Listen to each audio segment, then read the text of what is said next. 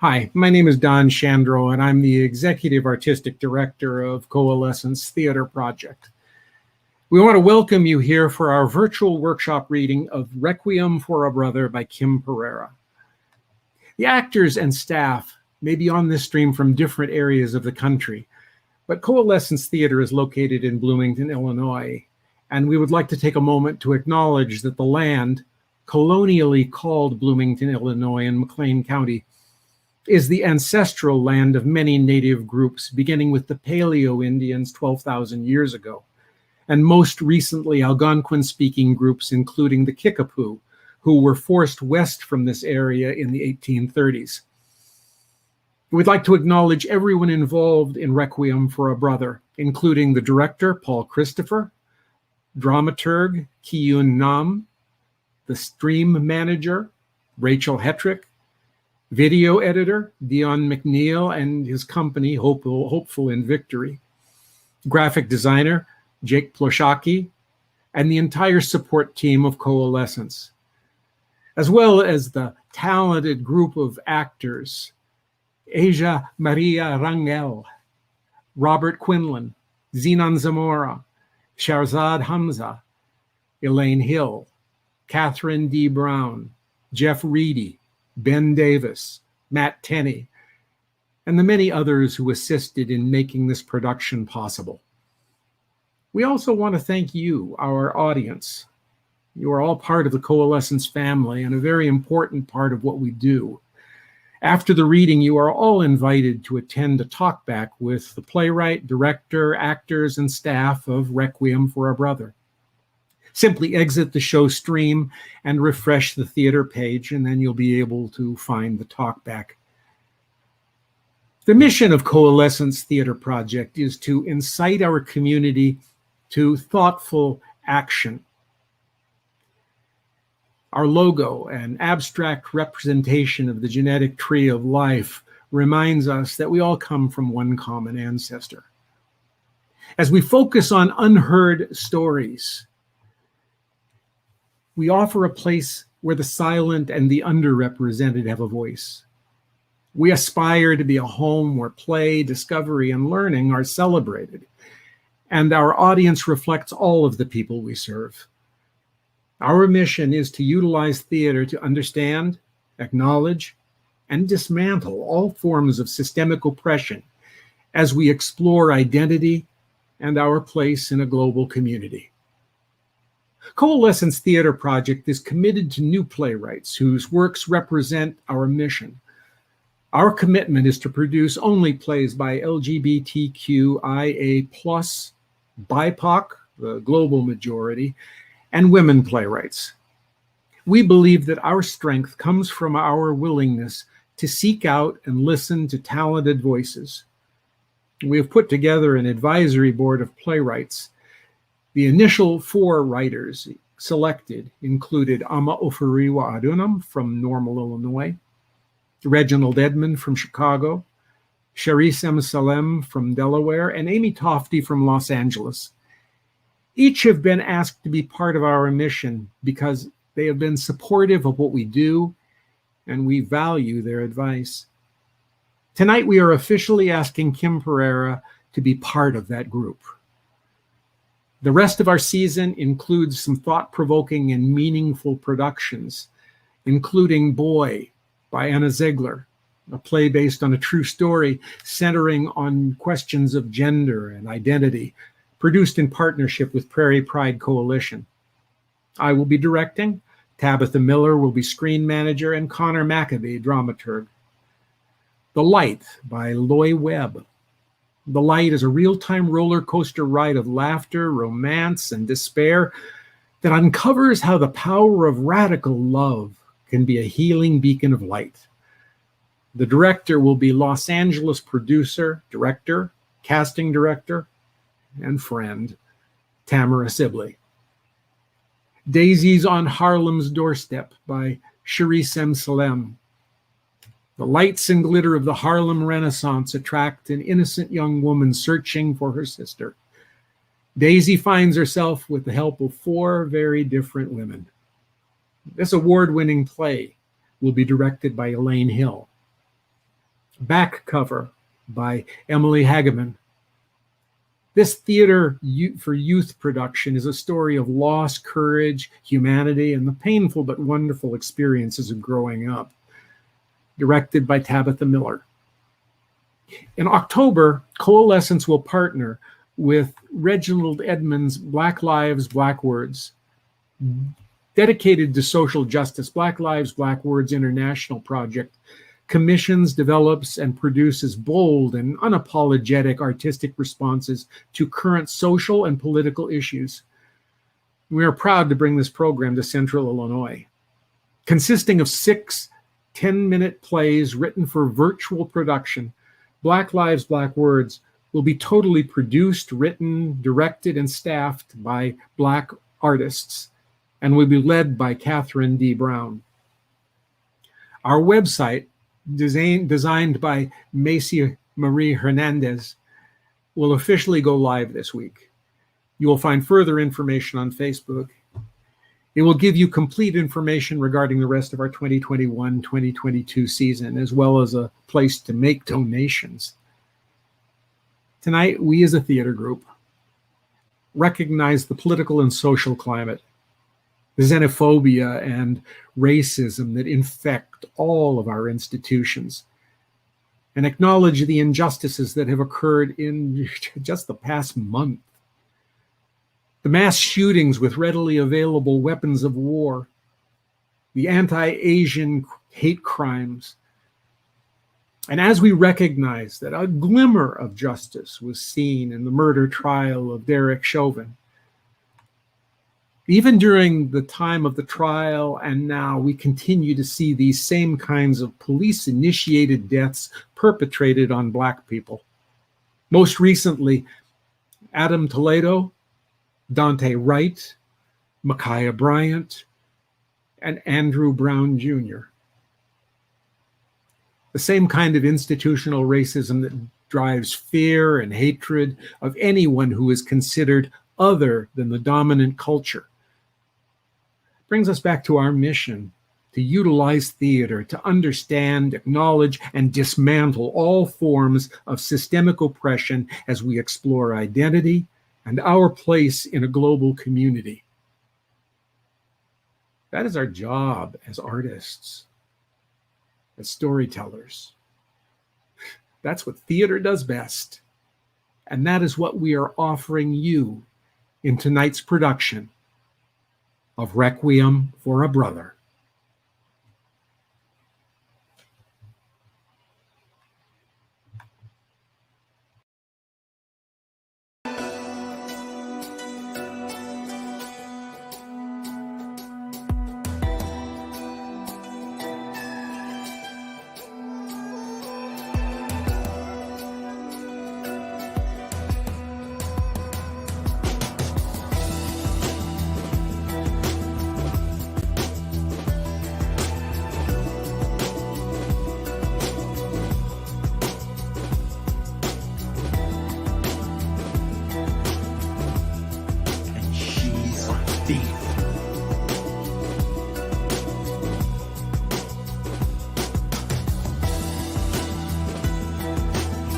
Traitor to our tradition.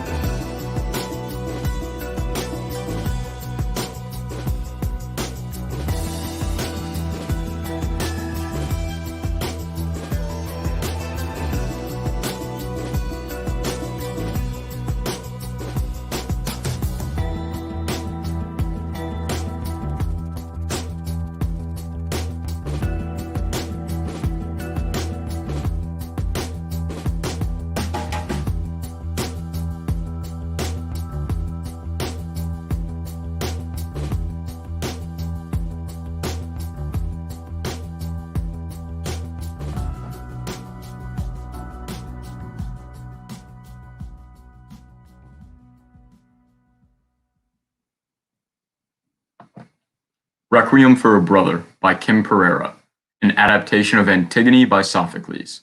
The setting, USA 2019. Scene 1. Lights up.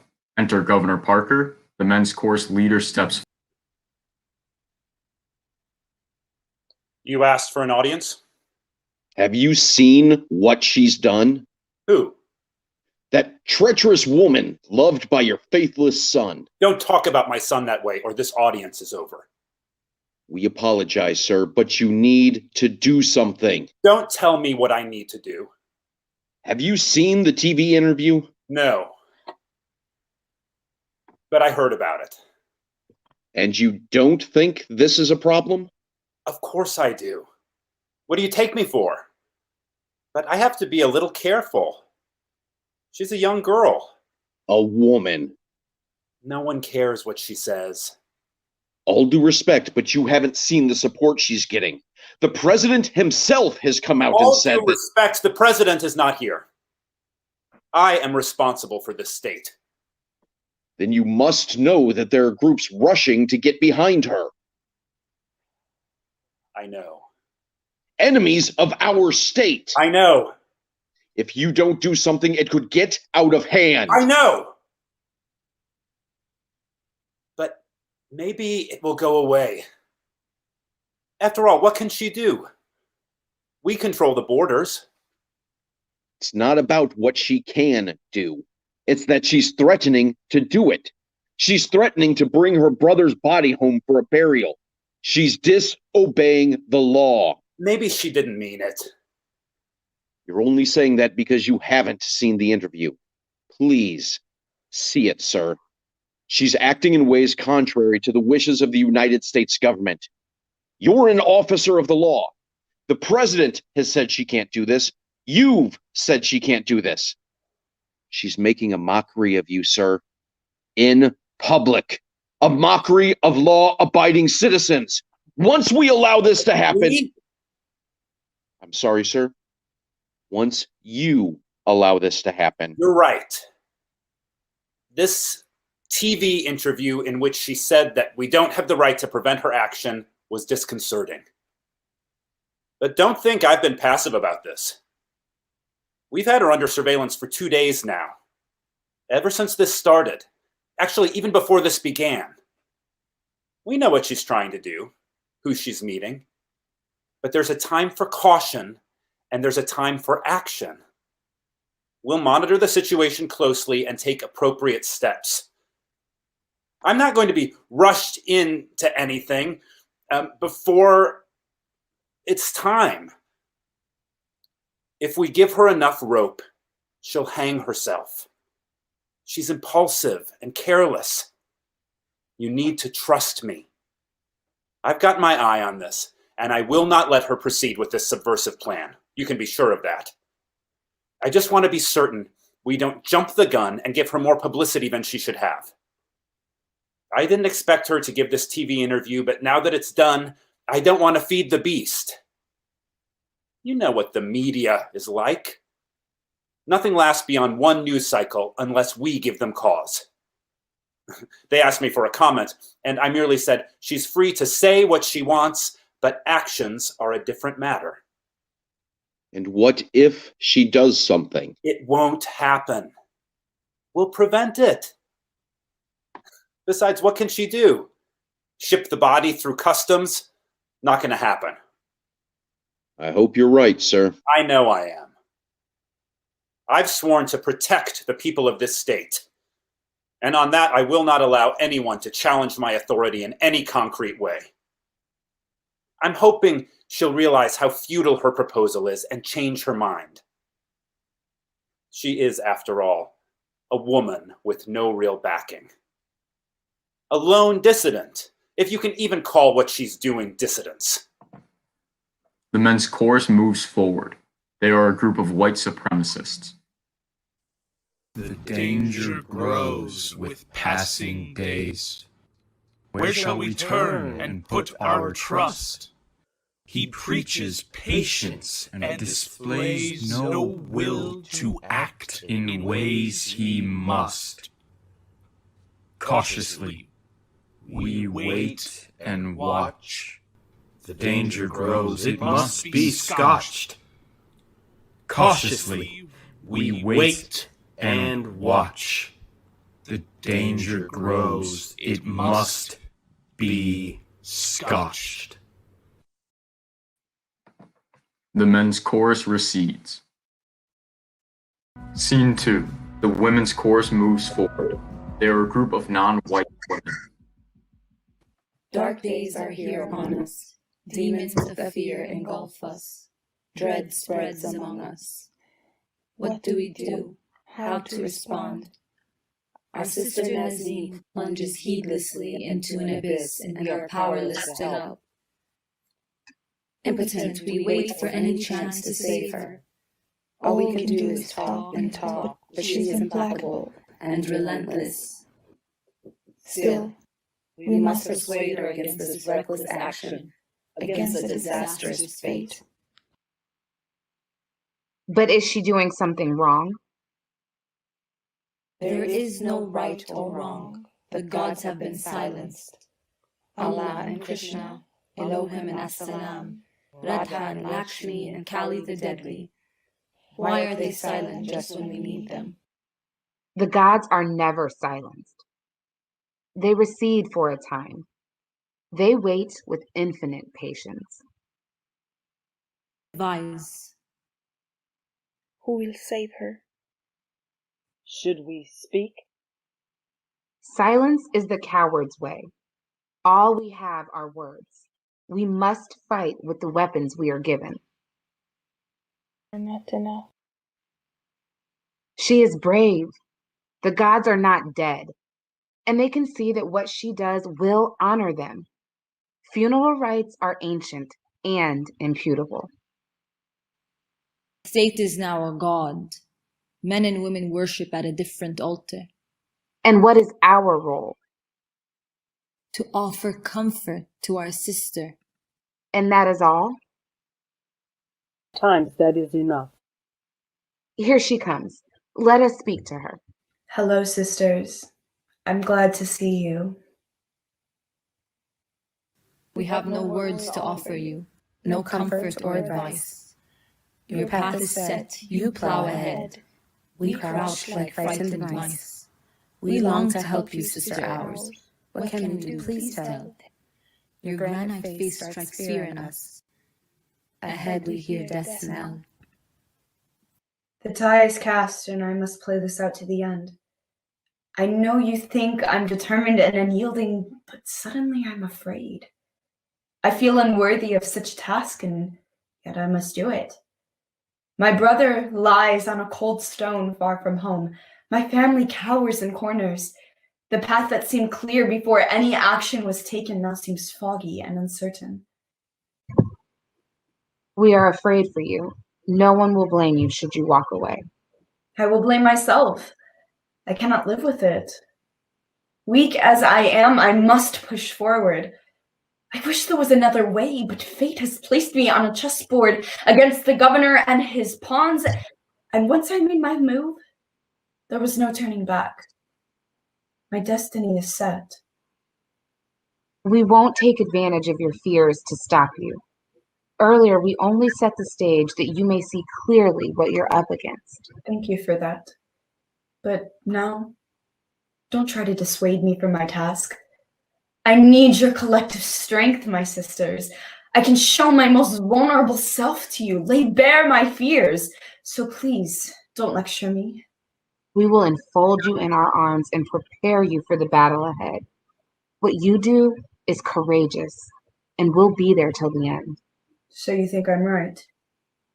It's not for us to pronounce judgment. Only the gods can do that. You must do only what you perceive is your destiny. But it's so hard. So hard. I'm just a girl battling all these men. You are a woman of character and substance. No ordinary girl. You can be the queen in this chess game against the governor, the most powerful player on the board. It's human to be afraid. Heroes are those who go into battles they may or may not win. They answer an inner call to action, an ancient clarion call born when the world was young, when death first visited us. We are asking for was sanctioned by gods everywhere. But my brother did a treacherous thing. That was his destiny. Every action has context, a beginning far beyond our vision. It's not for us to judge that action without feeling all the reverberations. You cannot confuse your destiny with his. It's entwined with his. That may be, but only indirectly. You must do what is given to you to do. Right to the bitter end. You cannot know where it will lead. The journey is all. We have no choice. We have to find the path of righteousness assigned by fate, then be resolved to stay the course no matter come what may. You chose this time to make the leap, and even though the way is deep, the journey long with danger fraught, will be beside you for support. If this is what you really want. Earlier you tried to dissuade me. You weren't in favor. We had no reason to suspect your motives or intent. We did not mean to disrespect your actions or dissent. There was no judgment, harsh or light, in what we said that day. Our only fear was for your plight. It filled us with dismay. We pushed you hard and spoke our mind, but once your mind was made, we knew you speak for womankind, and now we're your brigade.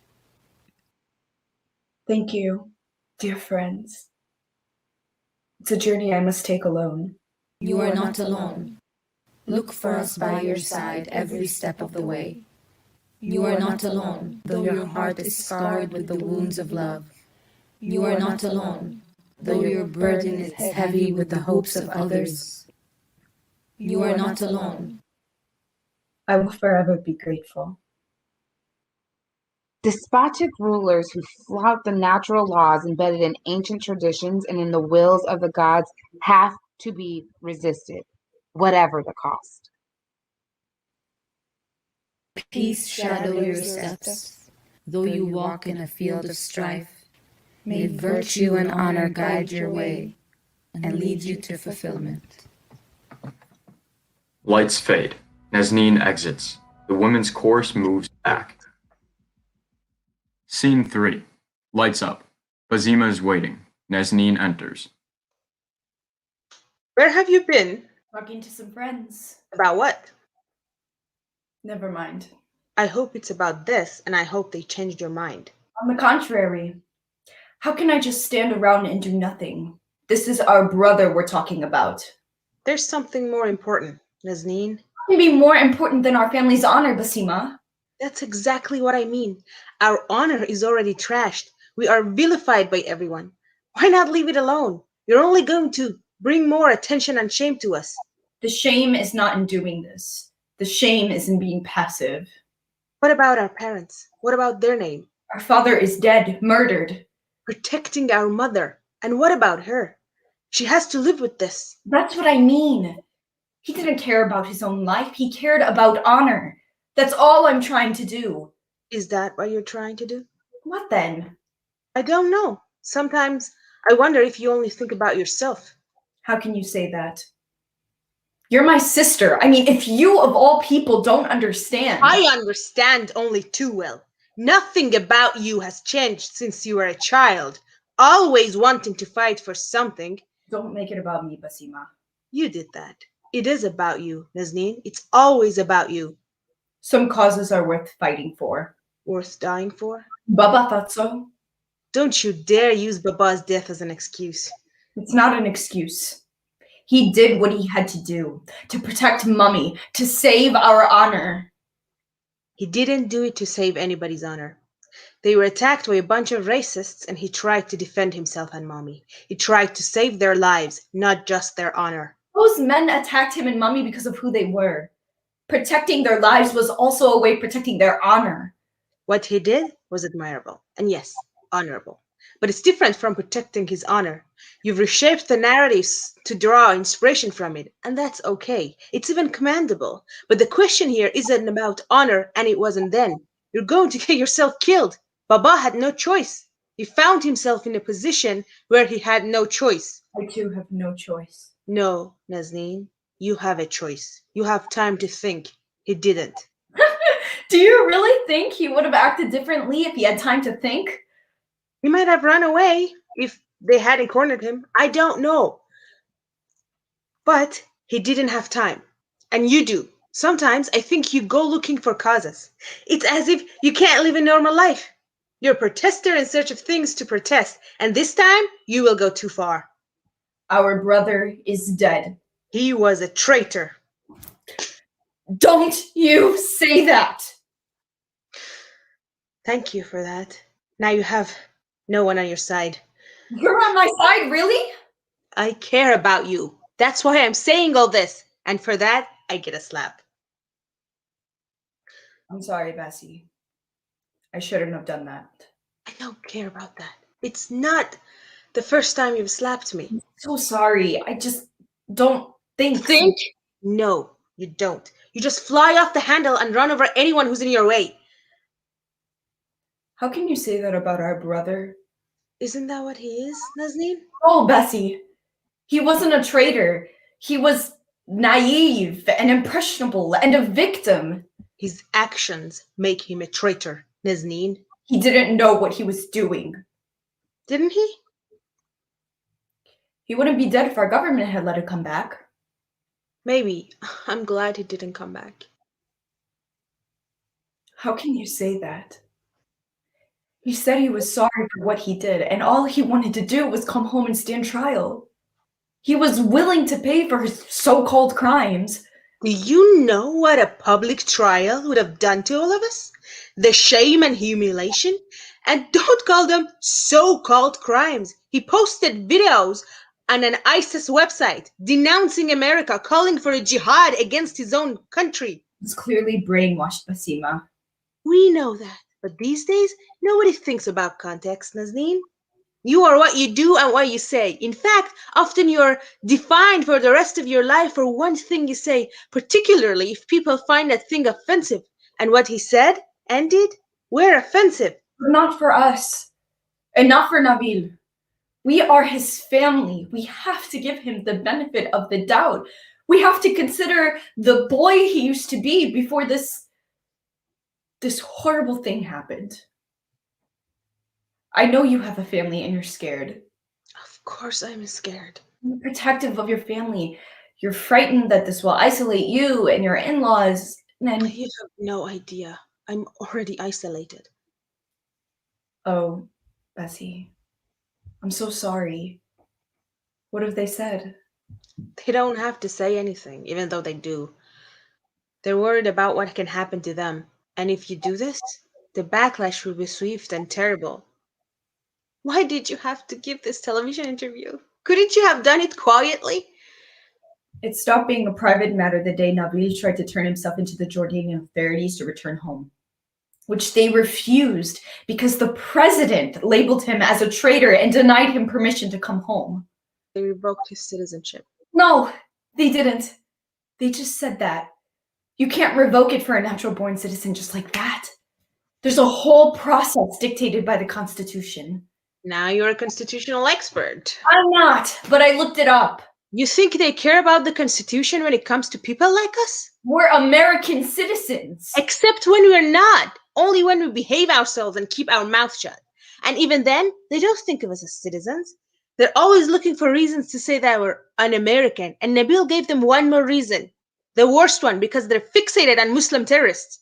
That's their default. Even though there are thousands of wonderful Muslim citizens who are making huge contributions to this country, even though domestic white terrorism is much more real and threatening and terrible, Nabil was selfish and didn't think how his actions could impact any of us. He was severely depressed and isolated and wasn't himself at all. And now he's placed all of us in jeopardy. I have 2 children, Naz. I have to think of them, of their future. They've already been harassed and threatened in school by 10-year-olds and 8-year-olds. Can you imagine that? You know how many times I've had to keep them home from school? They used to be wonderful students. Now they're just scared. And my husband's having a rough time at work. Not to mention me. I have a whole family of in-laws who can barely speak civilly to me. They blame me. They were nicely negotiating their way through their own circles of friends when this happened. You mean their white friends? What difference does that make? It exploded in their faces. Even their Muslim friends are pissed off at them because every single time this happens, even a tiny infraction, the whole community gets blamed. You know that. Yes, I do. Do you wonder why I'm so angry with Nabil? He's dead, Bessie. Think of that. He's dead and beyond the reach of these people who harass us every day. Because we are still alive, and despite that harassment, I'd like to stay alive. No one's going to do anything to you, Bessie. You're always so sure of everything. Look where it's got you. What do you mean? What the hell are you talking about? Never mind. It's no use talking to you. Nasima? Nabil wasn't a naturalized citizen. He was born here, like all of us.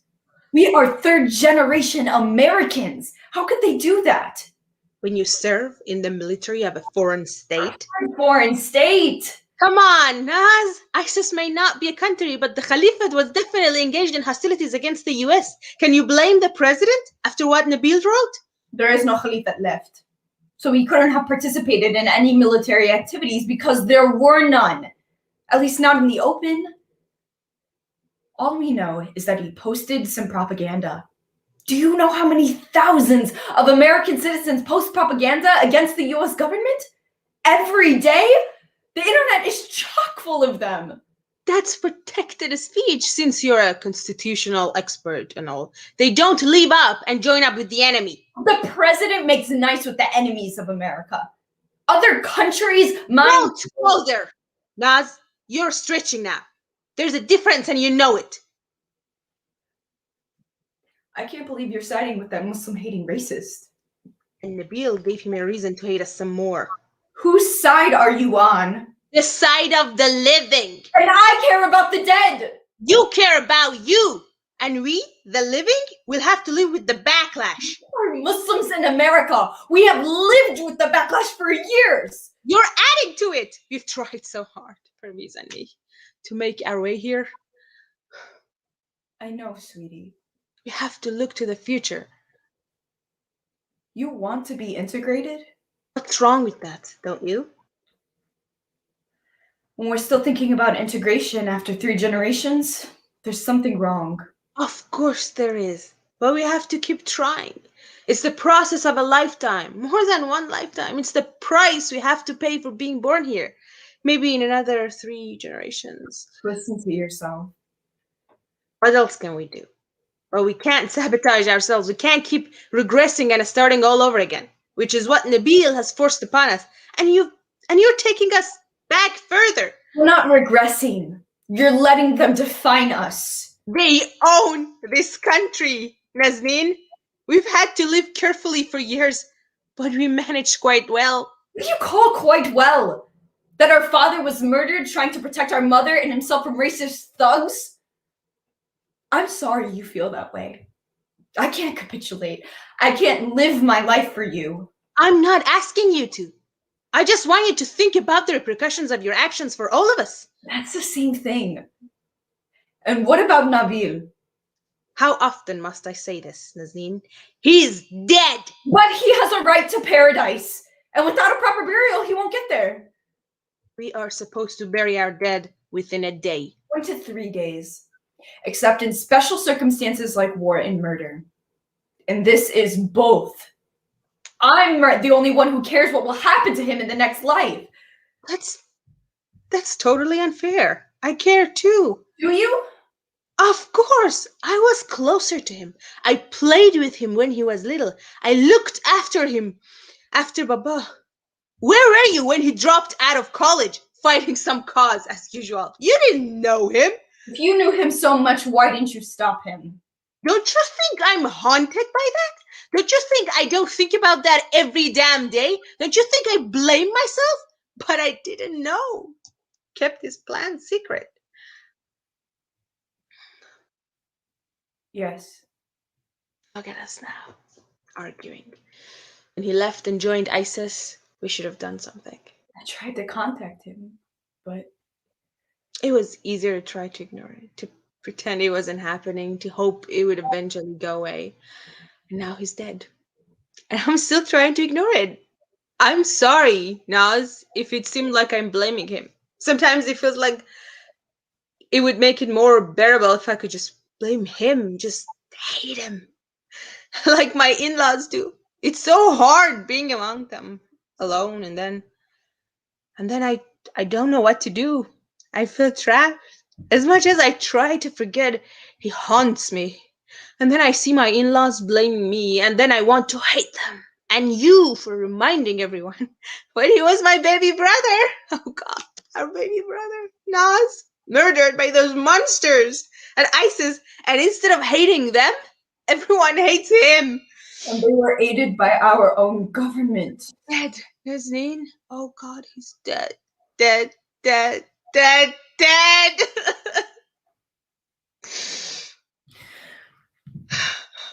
Bessie, darling. Shh, big sister. I'm sorry. I'm sorry. I'm sorry. I wish we had been there for him. We were. Not really. I was married and you were always so busy. You're going to blame that for me now? No, I'm not. It just sucks, you know? It does. That's why I don't want you to do anything. It feels like after he died, he became a cause for you. That's unfair. Don't say that. It's true, though, isn't it? He was my brother. After he died, after this whole fiasco. I always loved him. Of course you did. We all love our family, but neither of us was around when he was struggling. No, we weren't. And I'm sorry for that too. After Baba,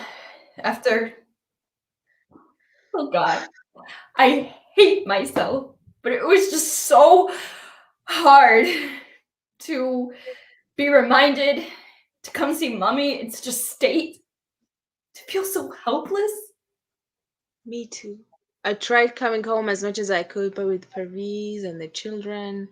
Thank God for Kara. Yes, but she could only do so much. In the beginning, when she came regularly to be with mommy, I felt awful that mommy didn't have her daughters to comfort her as much as she might have wanted. We were here from time to time. To ease our guilt. Maybe that's why we didn't notice Nabil's. You didn't notice anything? You're always so aware. I didn't know, sweetheart. I didn't. I don't know why he did it, Bessie. I'm still trying to wrap my mind around it. But there are more important things to do. We have to bring his body home. The governor has been very clear, blistered by the president. He can't come home. He's a traitor and a non-citizen. I don't care. They can't just decide that arbitrarily. Like I said, it wasn't as if he was fighting. He just posted some stuff on some damn website. Stuff? Naz, he advocated terror against US citizens, invited people to join in a jihad. That's not stuff. He made a mistake. He said he was sorry, wanted to come back and stand trial. And that's the right of any citizen, any human being. What happened to due process? That's all he wanted, and they denied him. Okay, yes, he did some terrible things, but he paid for it with his life. Both sides screwed him. Once he was denied entry, he was a marked man. And they killed him. They slaughtered our brother, Bessie. All I want to do is to bring him home to be buried properly. And I'm surprised you don't see that. I do see it. But I have a family to think about, our mother to think about. It might be better for her not to see his body. We don't know in what state of disfigurement it is. We don't know how he was murdered. Have you considered that? Right now, to her, to all of us, he's a memory in a foreign place. He's her son. He'll never be just a memory for her. You know what I mean?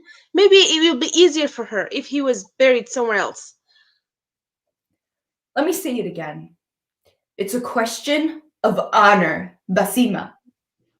Whose honor, Naz? His? Ours? Is it really a question of honor? Or do you just want to use him to attack the president and the governor and... Go on. And white America, whom you're always blaming in all your activism? Am I wrong?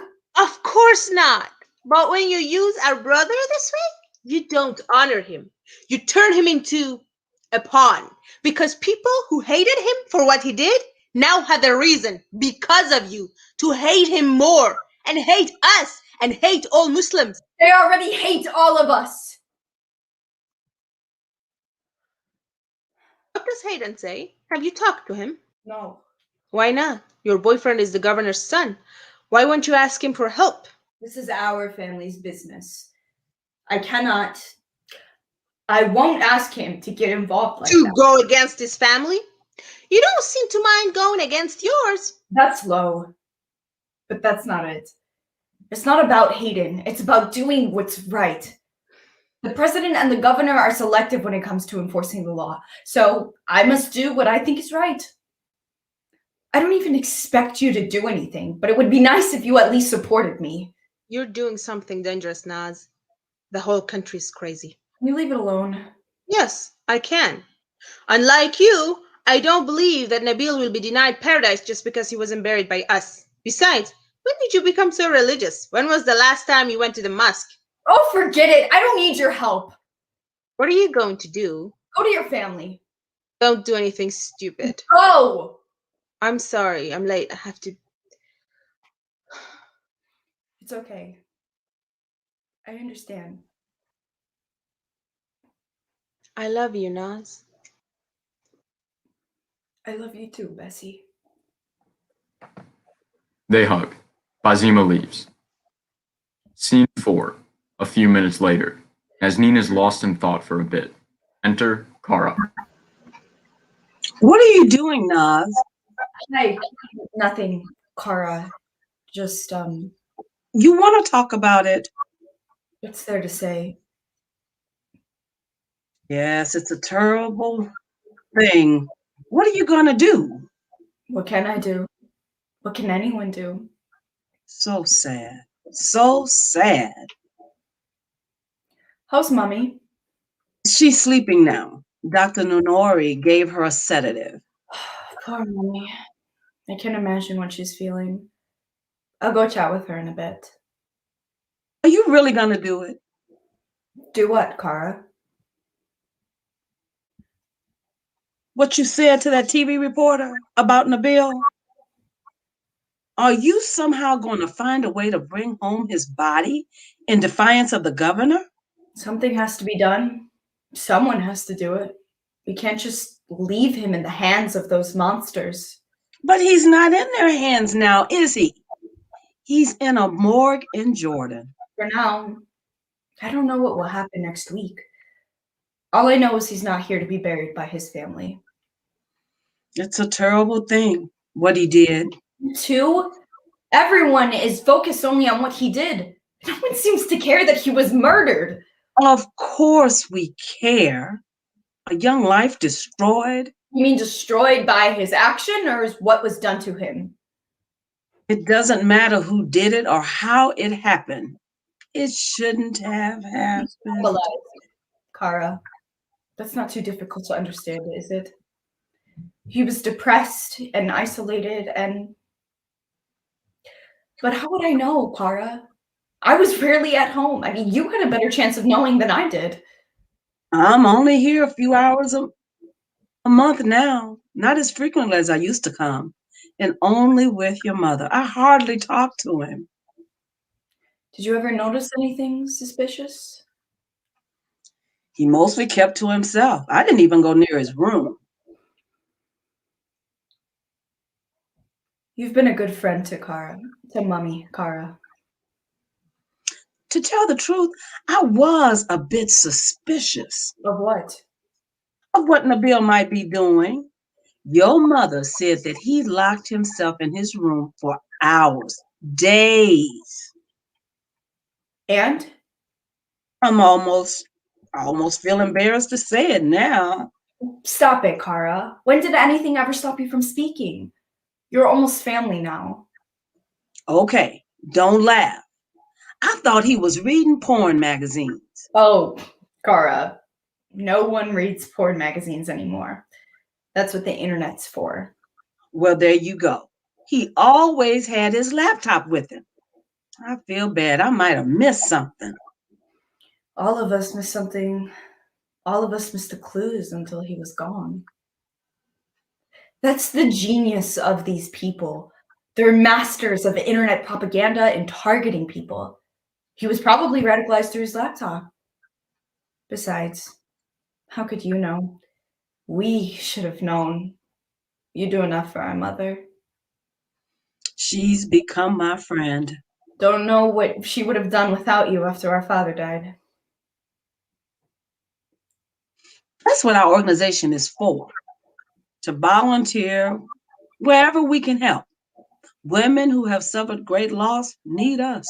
Yet here you are, 2 years later. Like I said, your mother is my friend. I still can't believe Nabil would go to them. He was suffering, Kara.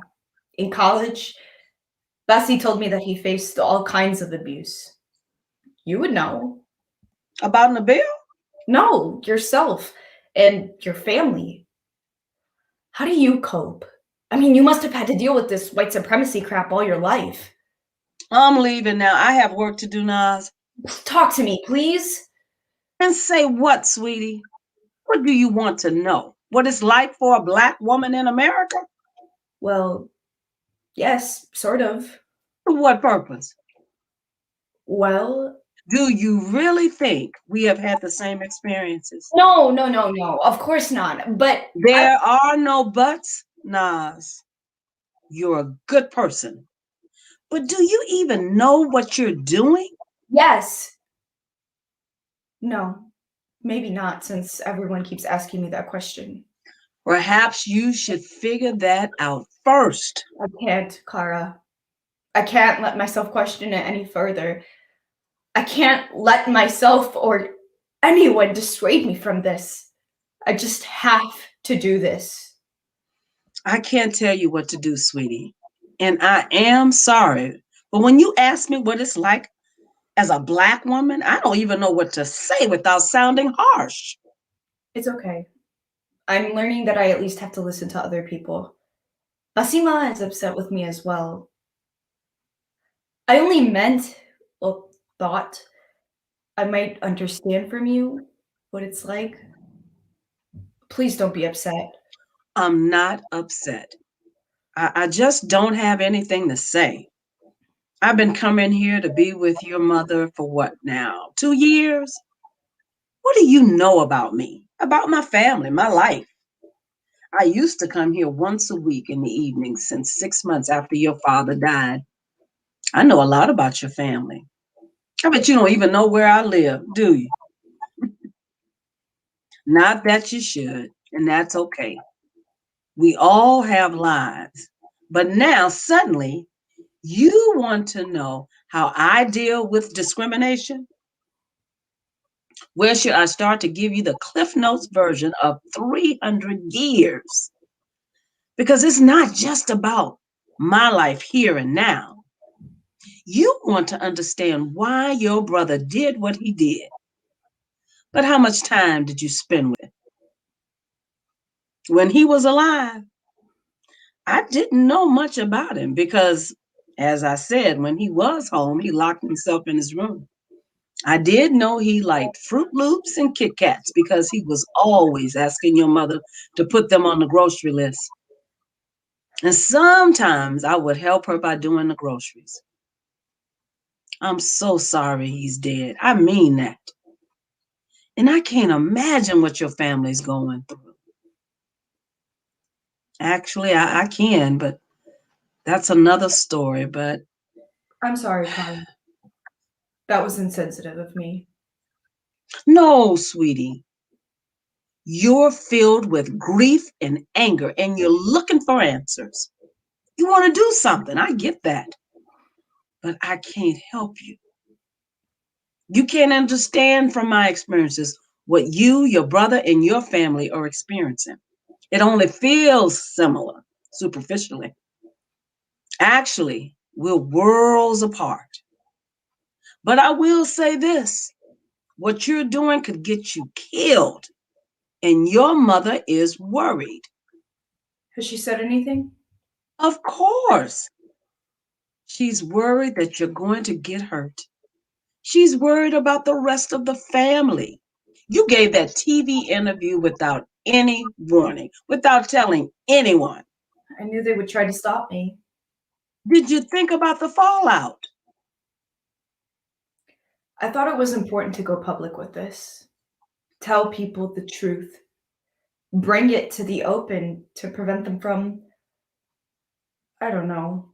These days, that's like tossing chum into shark-infested waters. And now your whole family is a target. I know. I won't say more, but do be careful. These are very dangerous times. I will. Thank you. And once again, I'm sorry for being insensitive. Don't worry about it. I didn't feel offended, just helpless. That seems to be the prevailing sentiment these days. Kara exits. Lights fade. Scene 5. Lights up. An hour later. Hayden is waiting for Nazneen.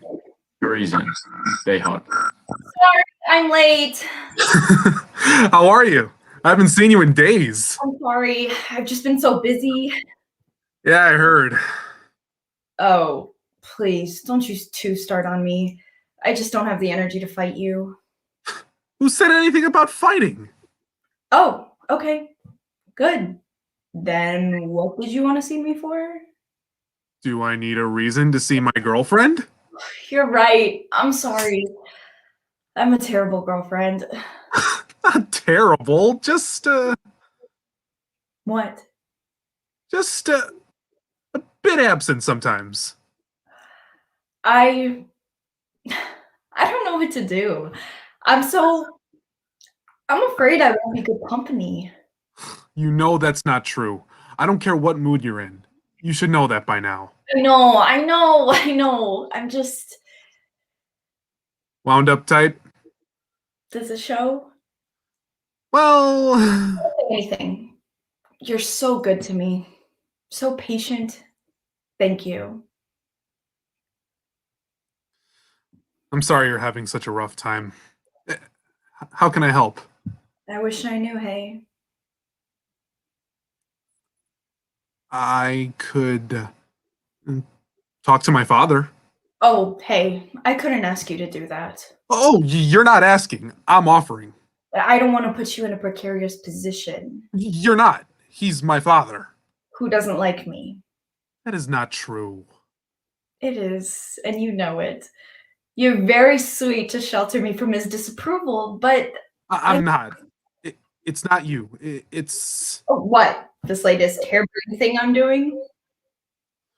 Well... I think he didn't approve of me before this, thing.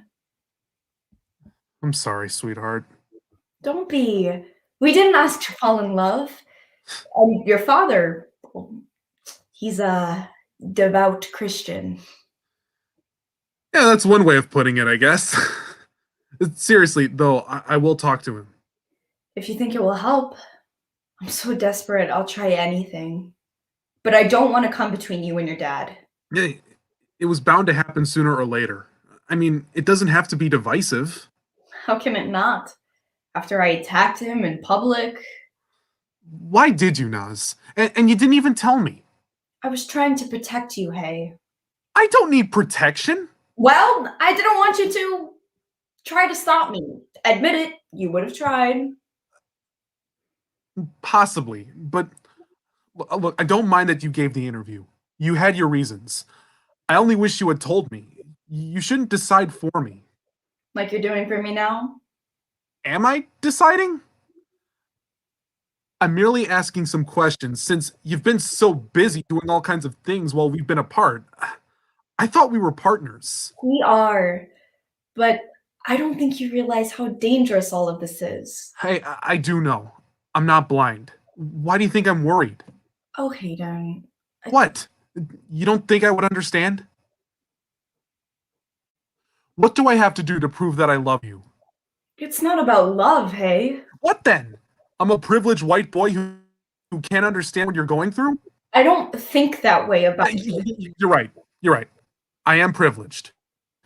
But I'm trying hard to.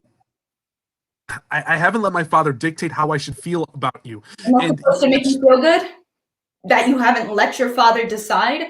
I mean, why should your father decide anything about us? You're right. I'm sorry. That was not what I meant. I'm sorry too. I shouldn't have snapped at you. I know you've been under a lot of stress, and that's why I didn't want to involve you. But don't you realize that just adds to my stress? Knowing you're in danger, knowing that you might not trust me enough? It's not about trust, Hayden. I knew that your father and I were on a collision course, and I didn't want to make you choose. I've already chosen you, Naz. It's easy when there's not much at stake. What do you mean? On the one hand, you say it's not just about love, and on don't shut me out, Naz. Let's just say there are people whom your father would characterize as unsavory characters, but they're not. They're just opposed to this president and his policies. They're not foreigners. I mean, everybody knows that there are thousands of people who are part of a domestic resistance. You've seen the marches and heard the speeches. Social media is filled with their cries of protest. And they're against your father too. So it's better if you don't know. What are you up to? Nothing, Hayden. That should worry you. I've got it under control. Sounds like there's something you're not telling me. Something dangerous. I want to bring my brother home for a proper burial. What can you not understand about that? I do. I do. And hey, I support that 100%. But I don't want you to do anything that will be too dangerous. It's all dangerous. This whole thing. There are too many forces against me. That's why I went public. To, hide in the open, so to speak. But I've realized that this is something I must do alone. Once you've made it public, you involved all of us who love you. Basima said more or less the same thing, but I had to keep it in the public eye or they would have gotten rid of his body. Who? Talk to me, Naz. You've been avoiding me ever since this went down. I haven't. Okay. I have. I'm sorry. I told you why. Okay, fine. But we're here now. So tell me now. Whom don't you trust? Anyone? Everyone? I don't trust anyone. Right now, Nabil's body is in a morgue somewhere in Jordan, and I don't even know how long he'll be there. How do you know that? Don't ask me, hey. I don't want to drag you into this. And there it is. You know that's not true, but the less you know, the better. How will it matter how much you know? Your position, mind you. My position? Yes, try not to forget that your father is the governor, and in this situation, he and I are on opposite sides. If you want me to help, then... I don't. I don't want you to help. Oh, thanks. I knew this would happen. I didn't ask you to help for this reason. You offered, so I went along with it because I'm desperate to try anything, even if I think it will not work. But there are things you cannot, you must not, I cannot tell you. You just have to trust me. You just have to trust that I love you. And it isn't that I don't trust you. It's so important to me that you know that. I do. And you're right. You didn't ask for my help. I offered it. I'm sorry. You don't have to apologize, sweetheart. They killed him at the southern border of Syria after he was denied entry into Jordan and his passport confiscated. Fortunately, the Jordanian authorities got a hold of his body, or I'm sorry. He did what he did. I don't understand why. Or maybe I sort of understand, but it doesn't matter now. The only thing I want to do is to bring him home and bury him. How are you going to do that? I mean, are you going to Jordan to fetch the body? I don't want to say too much, but there are people who are ready to help. How do you think I We found out where his body is being kept, or that he had been murdered. Well, I just thought you found out from the media. I knew almost as soon as it happened. It was horrible, but at least I was able to tell my family before the news broke publicly. Who are these people? Once again, please don't ask me. Actually, I don't even know much about them except for they have a vested interest in helping me bring him home. A vested interest?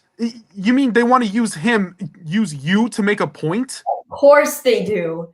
But I don't care. Everybody has skin in this game, Hayden. The president, your dad, haters all over the place, and those who see themselves as the resistance. But you won't be able to bring him in without the authorities knowing. Maybe. I don't know. We'll see. Wow.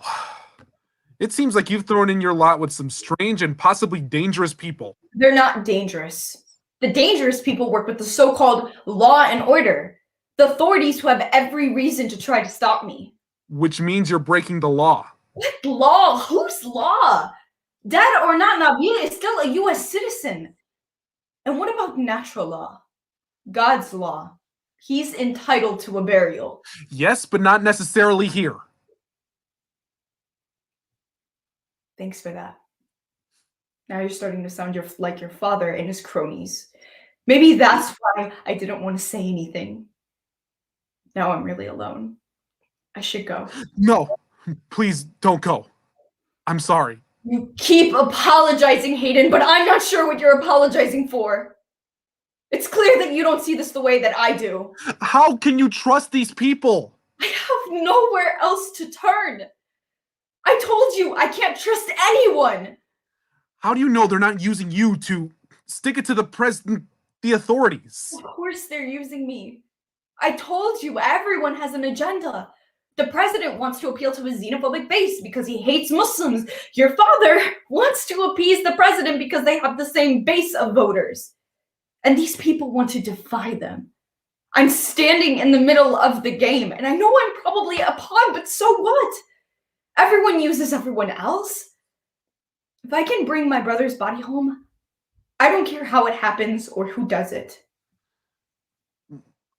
I admire you for standing up for your principles, but I really... He's not a principal, Hayden. Nabil is my brother. I just meant... I know what you meant. Just let me finish, please. I wasn't the best sister to him when he was alive. I was just so damn busy doing... I don't even know what. And yes, maybe there's an element of guilt here. But he's my brother. And he was butchered. And now he's lying like a piece of meat on a cold slab somewhere in Jordan. Nobody wants me to do this. My family would just as soon let him rot there. Well, not rot, but they're so afraid in this political climate that they would rather forget the whole thing. But Hayden, what they don't know is that they will never be able to get on with anything as long as this is left incomplete. My mother buried my dad because he tried to save the both of them from a gang of white fucking supremacists, which probably scarred my brother for life and led him to... My family desperately needs closure, even if they don't know it yet. And maybe I need it more than they do. There's really no principle here, except for that we have a responsibility to bury our dead. But it's also about love. I might not have shown it, but I loved my brother. And anyway, it doesn't matter what religion you come from, or even if you practice a religion at all. Burial rites provide closure. Why doesn't anyone see that? Hayden puts his arms around her to console her. Lights fade.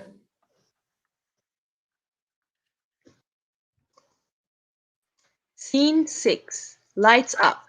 Hayden and his father, Governor Parker. It's out of my hands, Hayden.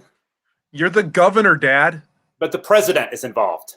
Is interfering, you mean? He's the president. He could have stayed out of this. No, he couldn't. It's a question of national security. That's just political crap to give yourselves a license to do whatever you want. Please, Dad, you have the president's ear. This should be easy. I don't think you understand. She attacked Nazneen, What? you never say her name. Of course I do. What nonsense. No, you don't. Anyway, you haven't even tried. How could I? She went on TV and made such a ruckus. It was not a ruckus. It was a simple, straightforward interview in which she calmly laid out her case. Did you even see it? I was told about it. She attacked me. Yes, she did. What did you expect? Her brother was killed after his petition to return was callously rejected. It wasn't rejected, just held up by Jordanian authorities. But the president spoke out against it. What alternative did the president have? He's the president. He's proved that he can and will do whatever he wants. He chose to do this because they're Muslims. No, Hayden. Several Americans who joined ISIS and were captured were allowed by the president to return home and stand trial. Her brother might have been returned home too, even though he was a traitor. That's debatable. He wanted to return and face a trial. The president openly opposed that. You're supposed to uphold the law. What happened to due process? I had nothing to do with that. Don't make this about me. I told you that girl was trouble. That girl? Yes, that girl, damn it. We knew she was... You knew what? Nothing. I want to know. What did you know? Forget it. Let's just drop this. No! Oh my God. What did you know? Were you watching her? Did you have her under surveillance? She was trouble, Hayden. A rabble-rouser. Protesting and creating trouble on campus. We weren't watching her in particular, just, kept our eye on her. That's our job. That's my girlfriend, Dad. Yes, well, you haven't been seeing much of her recently, have you? Fuck you, Dad. Watch your mouth, Hayden. You're a bastard, you know? Call me whatever you want. Just be thankful that we made sure you wouldn't get into trouble. Oh my God. You started watching her after I began seeing her. Don't flatter yourself. Yes, you did. It had nothing to do with her so-called activities. You were just keeping tabs on your white Christian son's Muslim girlfriend. That's not fair. No, it isn't. The surveillance had the added advantage of ensuring my son wouldn't get involved in any nefarious activities. If only you knew, Nazneen. That's her name, by the way. I know. Of course you do. You've been watching her. Actually, she didn't want me to get involved in this fight. That's something she and I can agree upon then. I don't want you embroiled in her subversive activities. There's nothing subversive about her. She just didn't want me pitted against my dad. She's more honorable than you. You're on the wrong side of this. I'm on the side of the law. The president is sworn to protect this country, and that's what he's doing.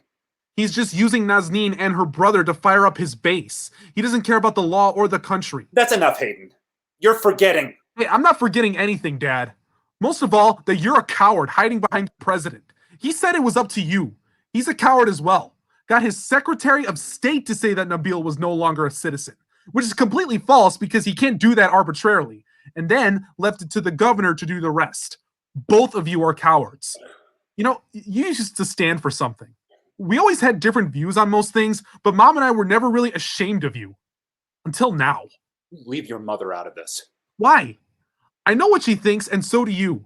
You're just afraid. It's easy to talk from where you're standing. You've lived a privileged life, never having to answer for much. You stand on the sidelines and cast aspersions on everybody else's actions. Even your girlfriend has got more gumption than you. Of course she has. Because I've been a dutiful son intimidated by his all-powerful father. Because I didn't flout your authority. Until now. Until I fell in love with a Muslim girl. Love. What do you know about love at your age? Listen to yourself. I'm almost 30, but you still think I'm a child you can control. All I'm supposed to do is obedience to the great and powerful Governor Parker. The only reason I wasn't disobedient is because of Mother. Because every time I did something wrong, you blamed her. Tell your son, you would say. Her son, not yours. And now I'm glad I'm her son and not yours. And I'm learning. from my brilliant girlfriend. She's a misguided fool, refusing to accept that her family has abused the hospitality of this country.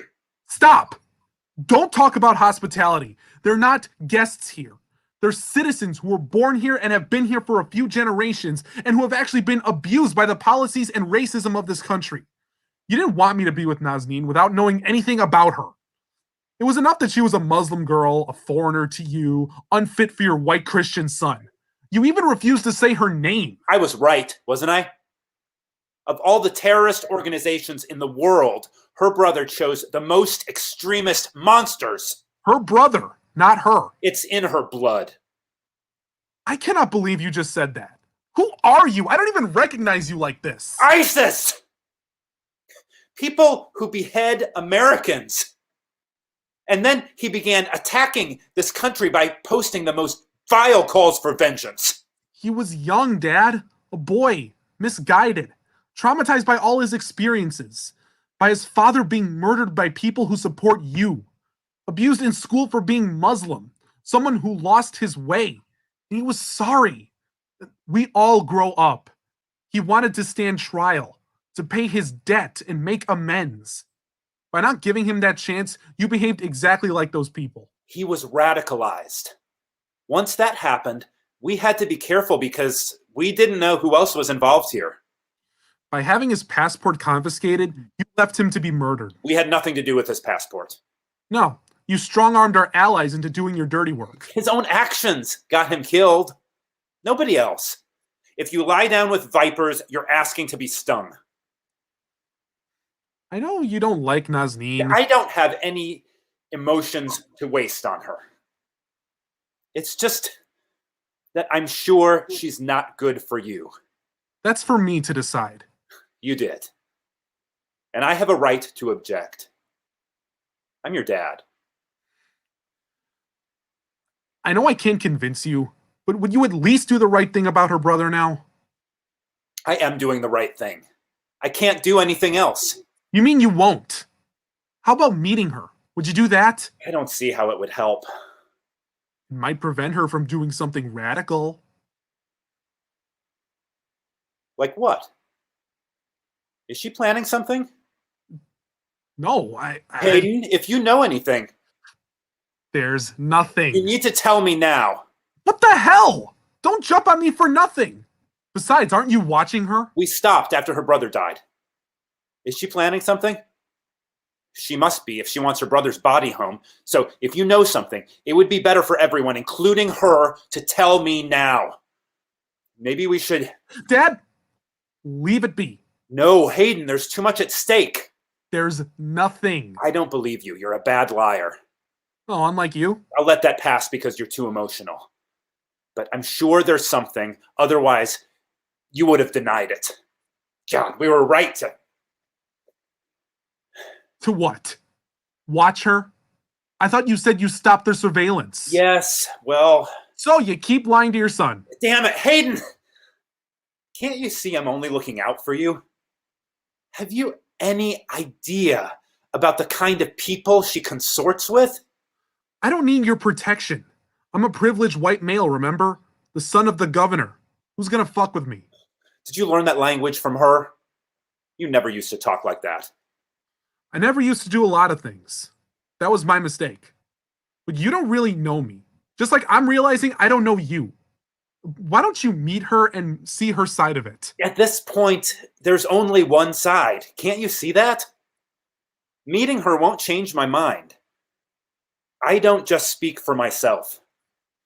You might see that she's not a monster. Just a young girl trying to do what she can for her family. Hayden... Please, Dad. I'm begging you. I don't ask for much. I'll think about it. But I don't think it'll help. Thanks, Dad. He exits. Lights fade. Scene 7. Lights up. The men's chorus steps forward. You are a father misguided, a citizen who thwarts our will.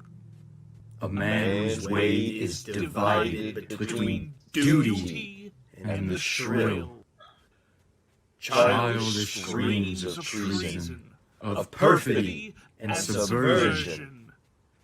Behind the veil of tolerance, just treason and subversion. What do you want? Why grant an audience to such a person, a woman of no substance, a child from nowhere, an enemy of the state? She's a citizen of this country and this state. Offspring of tainted stock, usurper in our land, traitor to our traditions, enemy to your people. I am governor of all our people. In this you are so wrong. Your power isn't yours. It emanates from laws that we have passed along to keep us safe from harm. So when we sound alarms, don't seek to us disarm. Your power isn't yours. You represent our will. You have no other cause. So watch what you fulfill. So watch what you fulfill. So watch what you fulfill. I'm not giving in to her demands, merely giving her an audience. I can't refuse a citizen's request. That would be undemocratic. Why do you worry? Do you not trust me? I've stood fast against her demands thus far. Sir, it's not you we don't trust. It's your son. My son doesn't tell me what to do. He only asked me to meet her. So how could you refuse, right? He's your weak spot. I have no weak spots. Have I not proved that to you? Have I not rejected all her claims? You did that under presidential orders. Left to yourself, who knows what you will do? You know. You know me. Have I let you down before? You should never have let your son consort with her. I can't force my son not to be friends with someone. Why not? This isn't some casual liaison. These are matters of state, matters of supreme importance. If you can't control your own house, how can we trust you to lead the state? Weak, weak, weak, weak, weak, weak, weak. Weak, weak, weak. Shut up! Weak, weak, Shut up! weak, Shut up! weak. Shut up! You don't get to tell me how to raise my family. My children and my family are a private affair. Yes, normally. But now your family has crossed the lines. You must see that. If this burial is allowed to happen, it will open the floodgates to extremism. No, it won't. You're just worried because she's not like you. She's not like us. She mocks our ways. Her bitterness will form a blaze that brings you grief. For you are blind, and she's a thief who steals your mind. She's like a thief who steals your mind, who twists your mind. Have you forgotten what he did, this brother? No. But he's dead now. Good. Let him be forgotten forever. He will be. Can't you see that? He's not even a footnote in the history of the state. Not if she continues this way. She's gaining support in just 2 days. She's becoming a real threat. You can't ignore her anymore. You can't stand on the fence. You need to choose your friends, your side in this battle. You are no friend of Caesar to side with such a foe. Can you not see that she's a danger more and more? Let me handle this my way. I know what I'm doing. You have to trust me.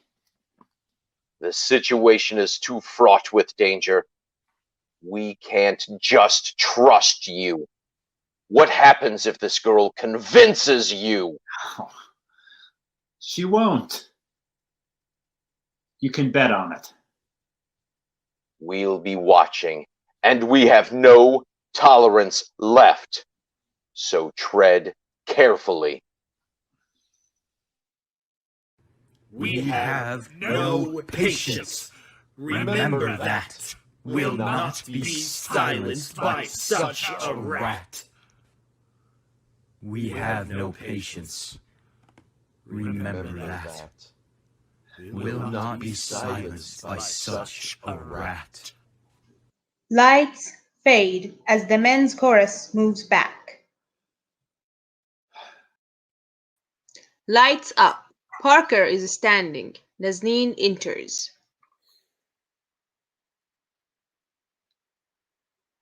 My son says I should talk to you. Your son is naive. That's not a very nice thing to say. I didn't mean it as an insult. Perhaps I should say he's an idealist, or maybe just an optimist. In what way? He thinks that if you and I talk, something good will come out of it. And you don't? How can it? I've attacked you in public. I can't imagine you changing your mind now. Ah, yes. The TV interview. Did you have to do it? I had no choice. Once I discovered that my brother's body was being barred from his native country, which he betrayed in the vilest way. He's still an American. This is still his home as much as it is yours. Citizenship is a privilege. It has to be earned continuously. Actually, it doesn't.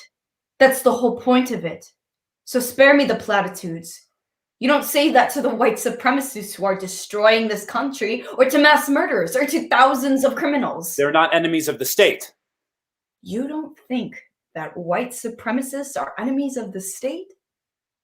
It seems that citizenship has to be continuously renewed only when you look like me and my family.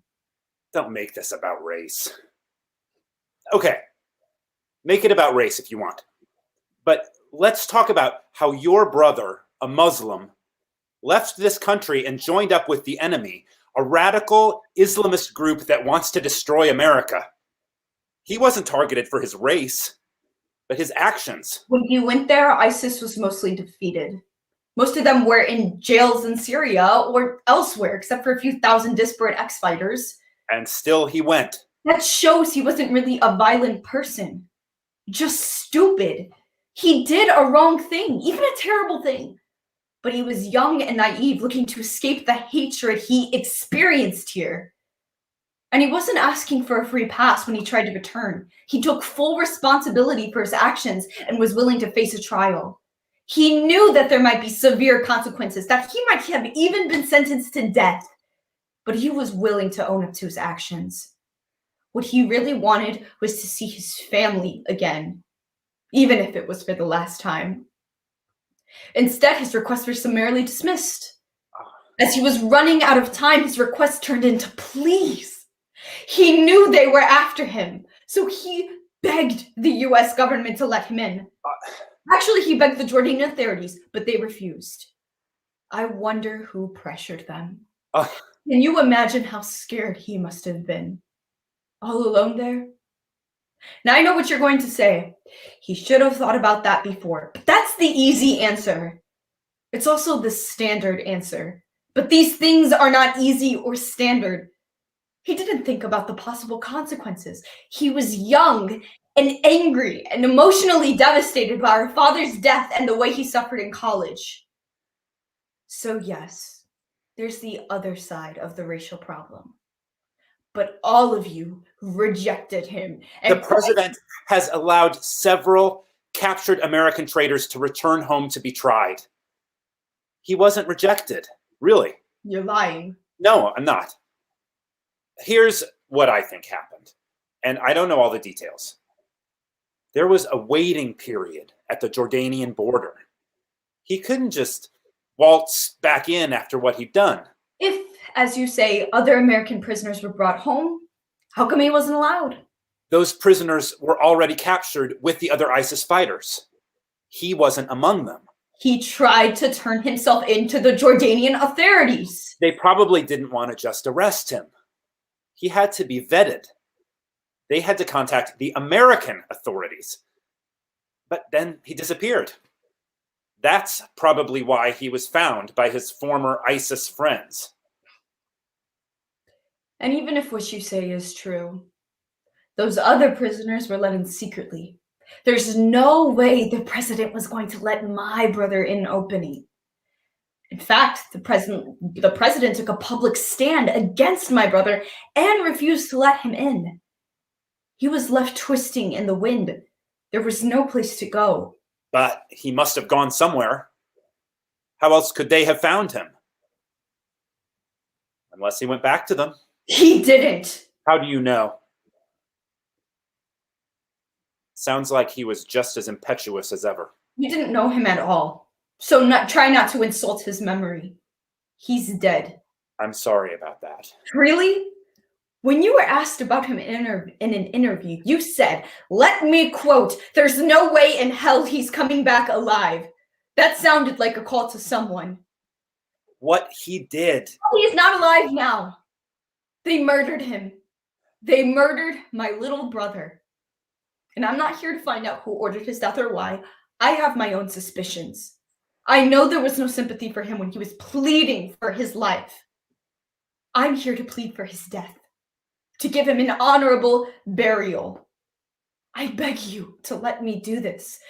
If you have any humanity left in you. It isn't about my humanity. It's about sending the wrong message. So, my dead brother is now a message. That's what you think of him? You're young, too. And just as naive. Do you think even if I wanted to let you do this... But you don't. Do you? You never did. You don't know that.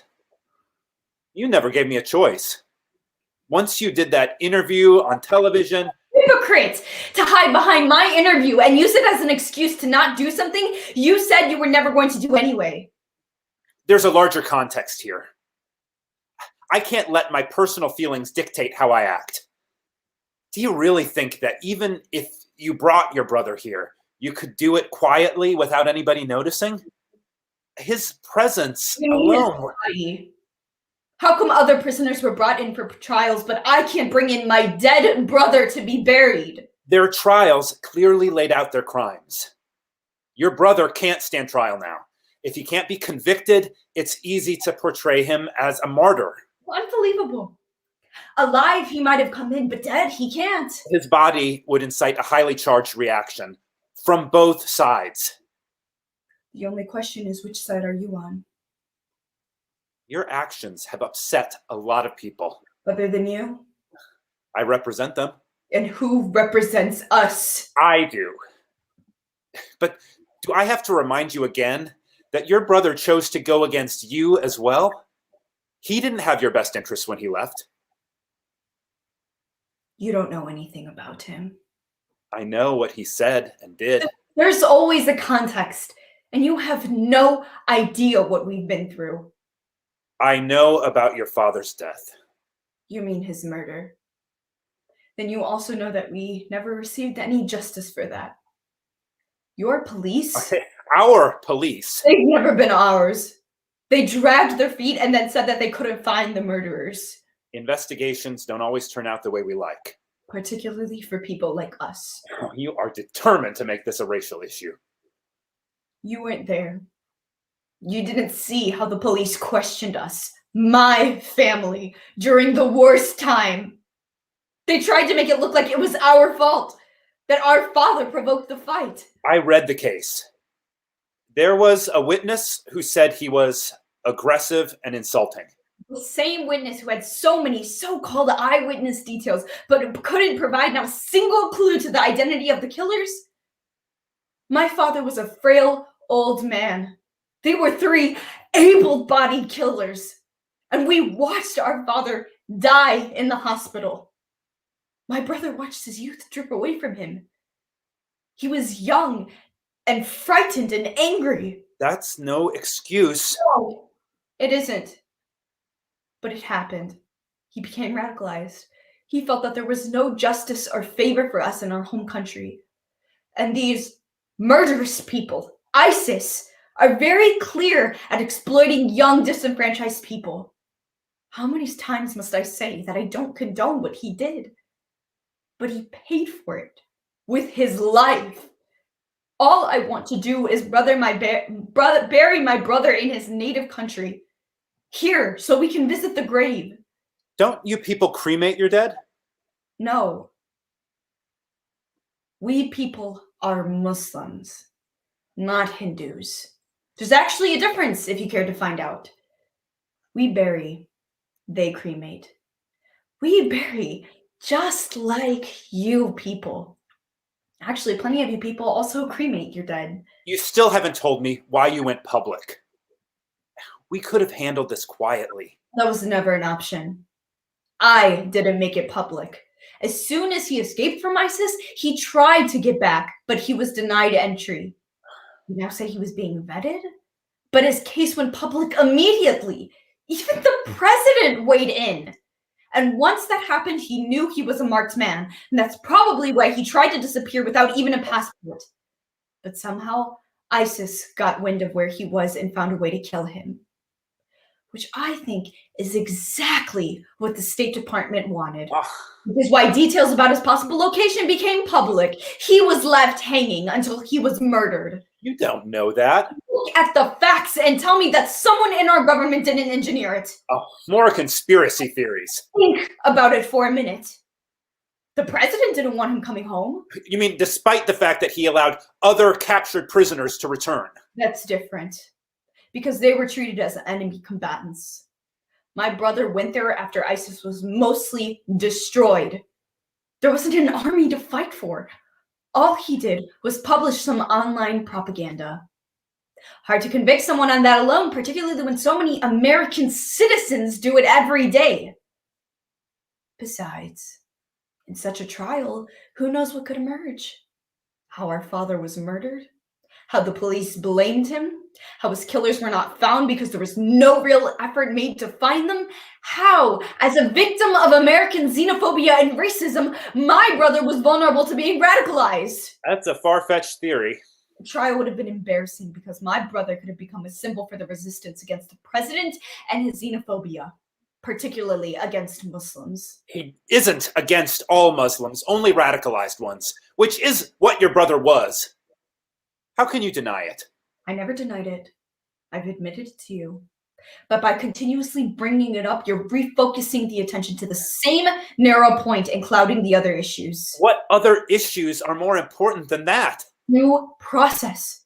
My brother was denied his right to due process. Your brother joined a subversive enemy group, so he forfeited his rights. You just take away someone's rights. There's a legal procedure involved. The president can't tweet away someone's citizenship like he tried to do.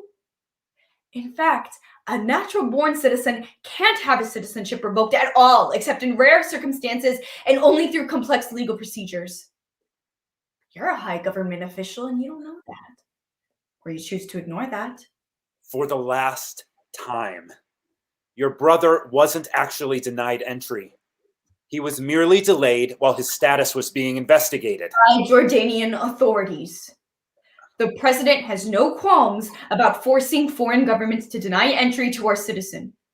He's done that to Congresswomen. Where does he have the qualms about forcing foreign governments to do any of his shady work, like digging up dirt against these political rivals?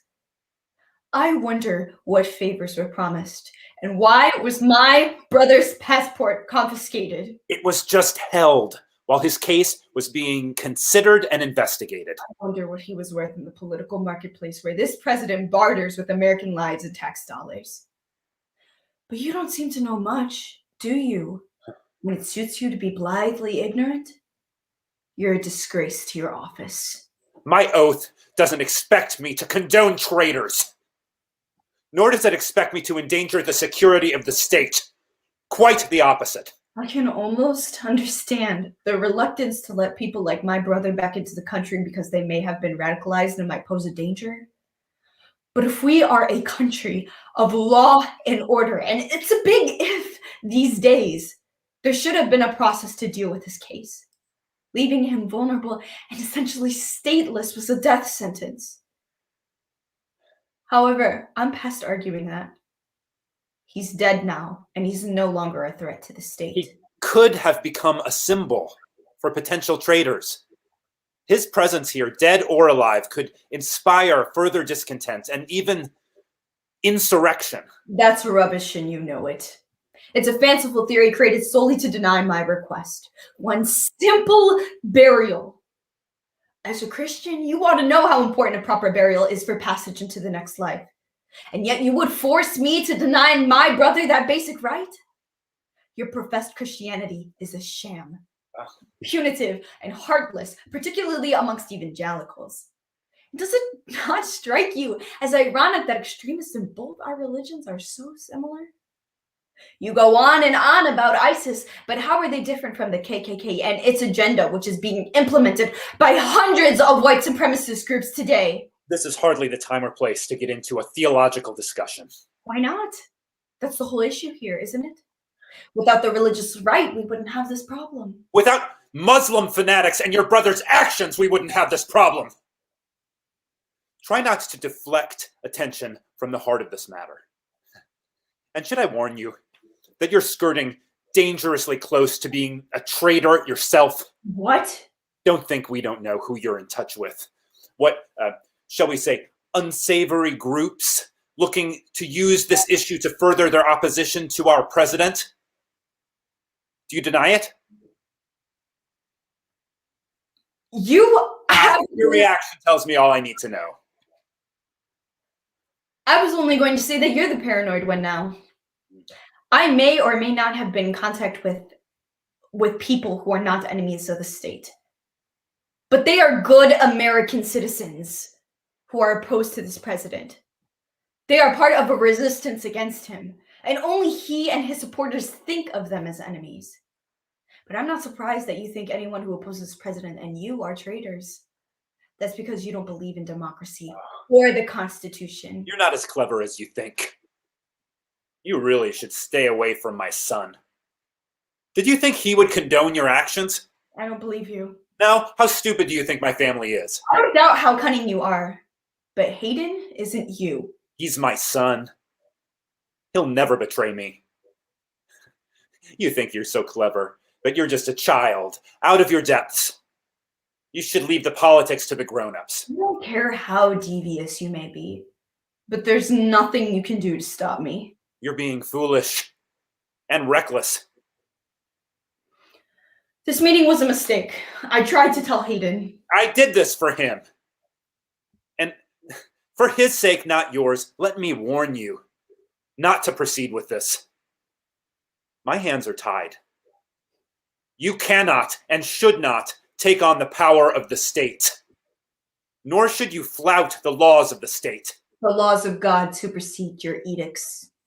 Okay, forget the warning. I'll put aside my pride and plead with you not to pursue this. If you care for Hayden at all... You really are sneaky to use my love for your son to thwart me. But this has actually nothing to do with him. I knew you were no good for him. I told him that when it came down to it, you wouldn't care. You know about caring, or love, or responsibility. All you think about are the politics of the moment, about appeasing the most racist and fanatical factions among your followers. I can't believe that you're Hayden's father. You are nothing like him. You don't know a damn thing about my relationship with my son, or my so-called followers. You think we're fanatical? Consider your own actions, and your single-minded and reckless pursuit of something you can't fulfill on your own without working with subversive groups. You're exactly like your brother. He joined foreign terrorists, and you're engaging with domestic ones. Don't think for 1 minute that we don't know what you're up to. I didn't need Hayden, or you for that matter, to confirm anything. The only reason you're walking free is by my grace. Otherwise, you would have been arrested a long time ago. Your threats are puffs of smoke to me. I laugh at you, Governor Parker. I don't care what you do to me. You are all like starving wolves baying to remind themselves that they're still alive, you and your thugs. You can harm me, even kill me, but my death will become a stronger symbol against you than my life ever was. And you can't turn Hayden and me against each other. We have a bond greater than the one that he has with you. My coming here was a mistake. She exits. The men's leader steps forward. So does the women's leader. I hope you're satisfied. I tried. Yes, you did, but she's determined to do this. If all she was doing was pursuing legal options, that would be one thing. Governor Parker, she tried that and she got nowhere. Who are you? A concerned citizen. Then you know what has transpired. You know that I tried to plead with her. Her brother is dead. She cannot leave him to rot. He won't. We can arrange a funeral for him. Just not here. And in secret, so his memory and her honor are confined quietly to the trash can of history, shoved aside. What would you have me do? She tied my hands once she went public about her plans. I have a duty to protect my citizens. This funeral would ensure a conflagration, mass protests, fighting, maybe even riots. I can't have that. So much hate against one family, against one community. I think you should leave. The governor and I have business. Long silence as the women's leader stares at the men's leader. Then she slowly turns and walks back to her place. If you let this slide, it'll be the end of your governorship. Are you threatening me? Absolutely not. But you've seen the polls and read social media comments. Nobody supports her. I wish there was some other way to handle this. Maybe I should arrest her. Yes, but on what charge, Governor? She hasn't violated any laws yet. What about these groups she's been in touch with? The ones that are helping her. They're subversive. Well, I know, until they actually... Maybe we should just let them proceed and catch them in the act. do you really want to chance it? Don't you think it should be nipped in the bud? Yes, but there's Hayden. What about him? We told you he would be your weak link. He's my son, damn it. And on the verge of being a traitor himself. How dare you? Be careful. There's a limit to what I'll take from you. I'm sorry, sir. I spoke hastily. This has got us all on edge. I know. But you're right. I have to do something before it gets out of hand. She is going to ruin my son, my governorship, and my state. I can't let that happen. Someone has to take a patriotic stand. How can we help? You stay out of this. I'll get my police to arrest her first and deal with the fallout later. If you just arrest her, she'll still become a cause célèbre. What then? Make her disappear? Do you know what you're asking? I'm just thinking that that might be maybe... worse. And I won't do anything evil. It's one thing to uphold the laws and protect the citizens of this state. It's another to... I'll just arrest her and keep her from doing more harm. Okay, only for a few days. Until the next news cycle. I think people will be glad to see the end of her protests and attacks on the state. She has to pay a legal price for what she's done. Only then will she be exposed for who she is. I'll take care of it. Lights fade. Scene 9. Lights up. Dean and Hayden meet conversation. He said what? He didn't actually say it, but he implied. Nas, he surprised me with the question. I was so shocked. I think I hesitated. That was exactly my reaction. I think he used us against each other. Of course he did. He already knew about you and your meetings with... With whom? I don't know, since you won't tell me. He's had you under surveillance for a while. What? You can't really be surprised by this. You're right. I should have known. Did you know? I only just confirmed it. That's why I came to warn you. You have to be careful. I can't. What do you mean? Please. Hey, I'm so sorry, but I've reached a point where I can't go back. These people are dangerous. Who? The people helping you. And my father is dangerous. I can't protect you. These people are not dangerous. They are well-meaning citizens who have money. And of course, they have a larger agenda than my brother's case, but they want change. Your father's rabid supporters are the dangerous ones. But I'm sorry, sweetheart. I know this is tearing you, and I wish I could find another way. We must look for one. I have. There isn't one. Okay, I'm so sorry. We have no real future together. Don't say that, Naz.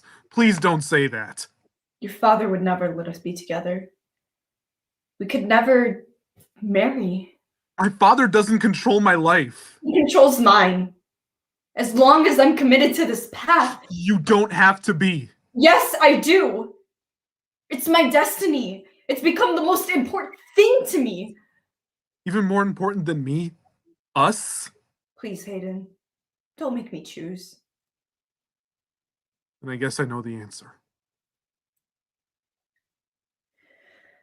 At this moment, in this time, I really feel like I have no other choice. Enter two police officers who sees Nazneen. Nazneen Sayed, you're under arrest. What? What? You can't do this. On what charge? Treason. Let her go! Please, sir, don't interfere. By whose orders? The governor.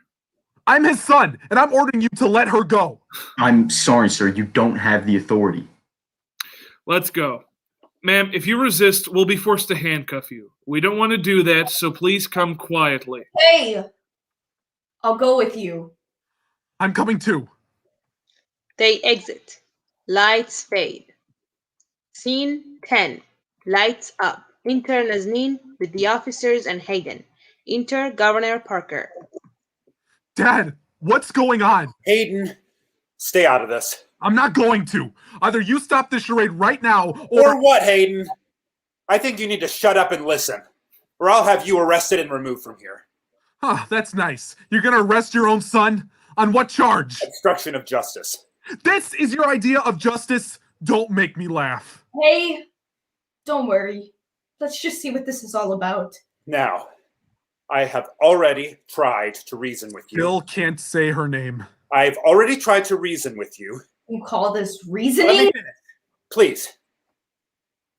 You have consorted with subversive groups in this venture of yours, despite several warnings. I can't let you continue with this action. But before you attack me, let me make you an offer. Despite what you think, I am not totally unsympathetic to your plight. Your words and actions notwithstanding. If you give up your demands to have your brother's body brought home, we can arrange for him to be buried where he is. So he will get a burial. In some foreign land? Like an animal covered in with the dirt in which it was killed? Away from his family and friends? May I remind you that he forsook his family and friends when he joined up You with don't an know anything enemy. about our family and friends. So don't make any statements about them. As for your offer, no thank you. I want my brother brought home to be buried by us who love him, among the bodies of his ancestors, with the proper mourning and burial rites, the way our religion and God ordained it, so that we can visit his grave. So that you can turn his grave into a monument of resistance? You already have your pound of flesh. He's dead. Now we want proper closure. So I reject your offer. And what will you do? What I must. You're an obstinate, unreasonable girl. I don't think you care about your brother. I think all you want is to rile up traitors like yourself. Say what you like. My request is the same as it always has been. Then you leave me no choice. I cannot let you destroy our laws or our peace. Take her away. He gestures to the officers. Officer 1 grabs Nazneen by the hand as Officer 2 quickly walks ahead. Dad, what are you doing? Stop!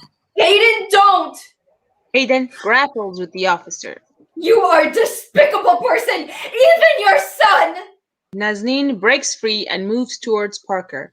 Officer 2 turns and draws his gun. Stop! Don't go near him! Nazneen ignores him and moves forward relentlessly. Officer 1 tries to break free of Hayden's grip. In the commotion, Officer 2 shoots Nazneen, who falls to the floor, dies. Hayden screams, breaks free, and rushes to her. Oh my god! Oh my god, Nazneen! Darling, speak to me! He cradles her body. Officer 2, his gun still drawn, approaches. What have you done? What have you done? Dad, what have you done? She's dead! Murderer! He leaps towards his father, but Officer 2 stops him. Hayden grabs the gun and waves it wildly. Hayden! Son, don't! Son! You are not my father! I don't recognize you at all! You're a murderer! You and your thugs! Hayden, don't do anything rash. He gestures to stop Officer 1, who's trying to draw his gun. Don't! It's okay, Hayden. I'm sorry it's come to this. Really? You're sorry? You're really sorry? You didn't deserve this. Your name is Nazneen! Nazneen! Say it! Say it, you bastard! Nazneen! Say it, motherfucker! Nazneen! Okay. Nazneen. It means beautiful. Exceedingly beautiful. Oh, Nazneen! I'm so sorry, my darling. I'm so sorry. Hayden. Can we talk about this, please? Now you want to talk? What's left to talk about? She's dead and you killed her. Hayden. My son. Please put down the gun. Son, how can you call me your son after what you've done? Hayden. Even seen me, but just know what I want or how I feel. You hated Nazneen from the beginning because she was. Oh my god, she was so beautiful. Hayden. And you took her youth from her like you took mine. I hate you. I fucking hate you. You are not my father. You never were my father, except in name. And now, I am not your son. From this moment, you don't have a son. He puts the gun to his head and pulls the trigger. Collapses, dies. Parker rushes towards Hayden's body. Hayden! Oh, dear God, Hayden! Hayden, talk to me. What have you done? What have I done? How did this happen? You did this. You forced me. You pushed me. No. I had a choice. I could have. Oh! Hayden. My darling boy. What can I do? What did I do? I wish it. Oh, how did this happen? Where did we make the wrong turn? Oh, God. What is this? Hayden. Hayden. What did I tell your mom? Your dear mother. How can I tell her? She won't be able to take this again. God, she warned me. She warned me about pushing you. She warned me, and now I'm no longer a father. I have no son. He covers Hayden's body with his own. During the last part of his speech, the men's chorus steps in time, silently marching as the women's chorus comes forward. A deadly hush on us descends. This is the death of innocence.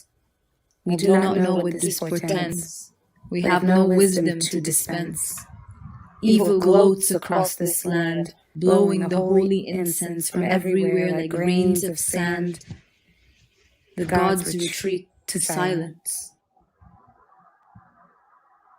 Slowly, the women break up, disjointed and dispersed, they exit. The men's stepping grows stronger and louder, stamping their feet decisively on the floor as they move to occupy the whole stage, marching, marching, then stepping in time vigorously, about 3 bodies, their boots loud on the floor as the lights slowly fade.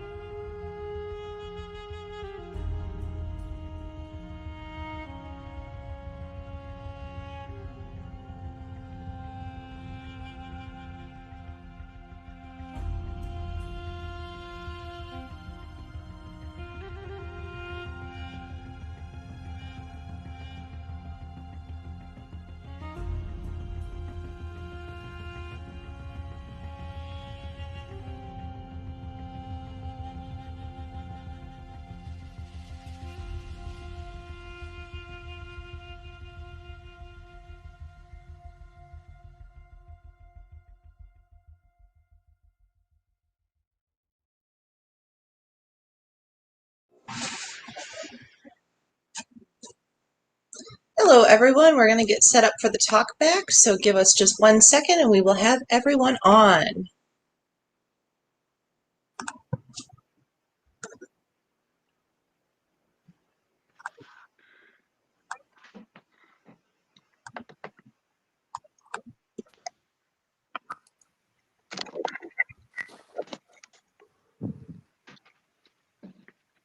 That should be Kiyun. It is Kiyun. There we go. Hello, my name is Don Chandro. I'm the Executive Artistic Director of Coalescence Theater Project. I want to thank everybody here. This is just a wonderful group of people to work with, from Kim to the entire cast. What I'm going to do first is I'm going to pass this on to Kiyun, who is the dramaturg for the show, and he's going to act as moderator for the discussion. Here, Kiyun, I'm going to move you to the top. All right. There you go. Thank you. Feel special now.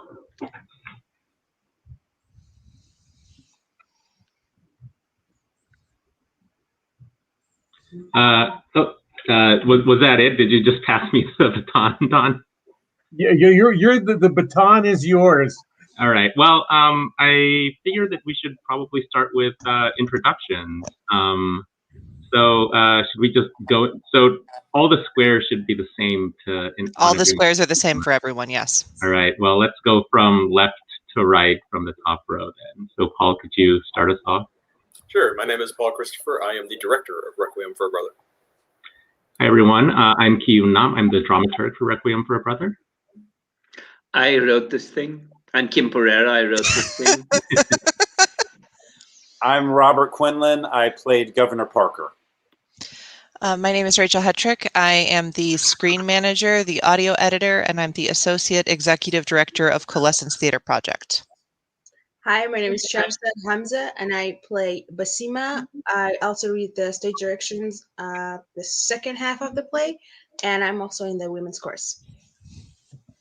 Well, I'll introduce myself again. Don Chandra, I produced this thing. Left to right, Don. You're on the right. Okay. It's okay. None of us know. It's fine. Zenon, honey. Oh, okay. I'm Zenon Zamora. I played Hayden. I'm Aisha Maria Rangel, and I played Nazneen. All right, wonderful. So I'm looking at the YouTube stream. At the same time, it looks like we have some people who are tuning in. So I'll just preface this talk back by saying that this is very much intended as a workshop production for Kim as he's continuing to develop the play. I mean, the play feels very polished now, but this is actually the first time that Kim is listening to this play, like from the mouths of a group of actors, and also to have an audience to listen and watch the play. So I'm going to maybe start off with a question just to get us started. But while we're talking, if you in the audience have responses that you'd like to share, just immediate responses, first impressions, what you think the play is about, themes you identify, moments that stand out to you, lines that stand out to you. I think it helped Kim just to hear what really sticks in people's memories coming right out of the stage reading. So with that, I want to start with a question for Kim.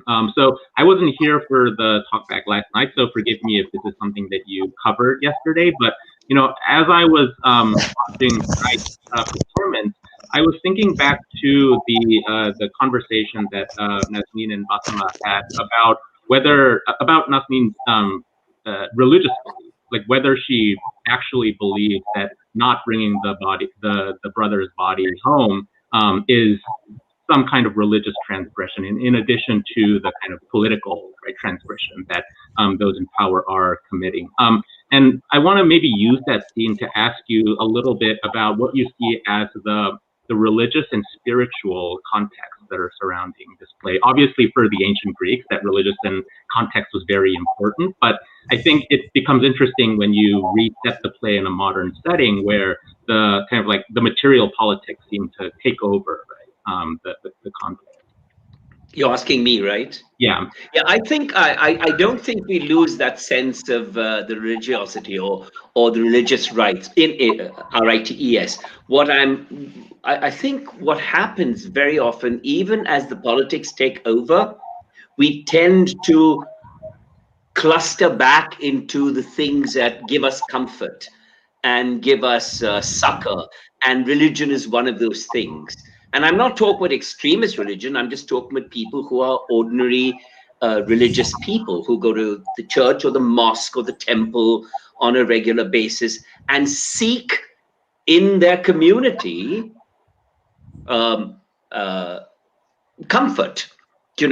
I grew up in a place where burying the dead was extremely important. When I was a young schoolboy, I remember my mother used to tell us if there was a death in the neighborhood, on our way to catch the bus, she would always, and she told us this regularly, go there, spend a few minutes with the family, and the body was usually in the house, because in India we keep the body for about 12 hours. We don't send it to funeral parlors, etc. It's a very hot tropical country. We bury very quickly. So we would all go with our knapsacks on our back and stand there, enter the house, and say a few prayers and commiserate with the people, and then go away. In the evenings, and my mother did this religiously, every morning she would look at the obituary column to find out who among our friends far and wide in the city had died, so that they could make arrangements to go to the funeral.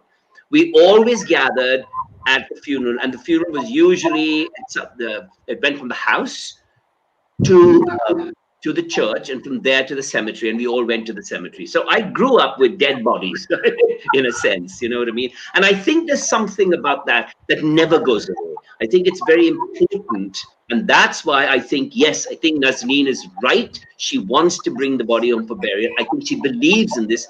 I think Basima believes in it as well, but she's extremely scared. You know, it's about fear. Nazneen has put her fears aside, even though she does admit to the chorus that she's frightened as what does that sort of answer your question? Yeah, it does. Maybe does anyone else want to kind of respond to that question as well? Is it something that you thought about or grappled with in your character?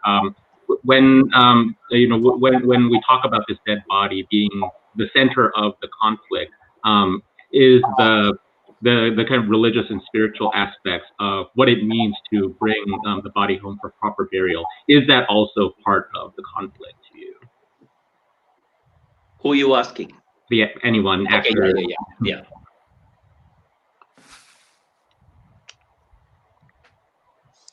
I mean, even not as a particularly religious person or family myself, that's something even almost culturally ingrained, even still nowadays. My mom has, the one thing she always told me is, go to the funeral, you remember who comes to the funeral, you remember who comes to you when that you've lost something.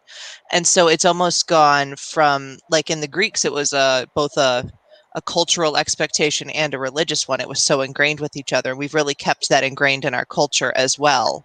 So it's something that I've related to as I've watched the play, that idea of having that sense of closure. What do you think, Nazneen?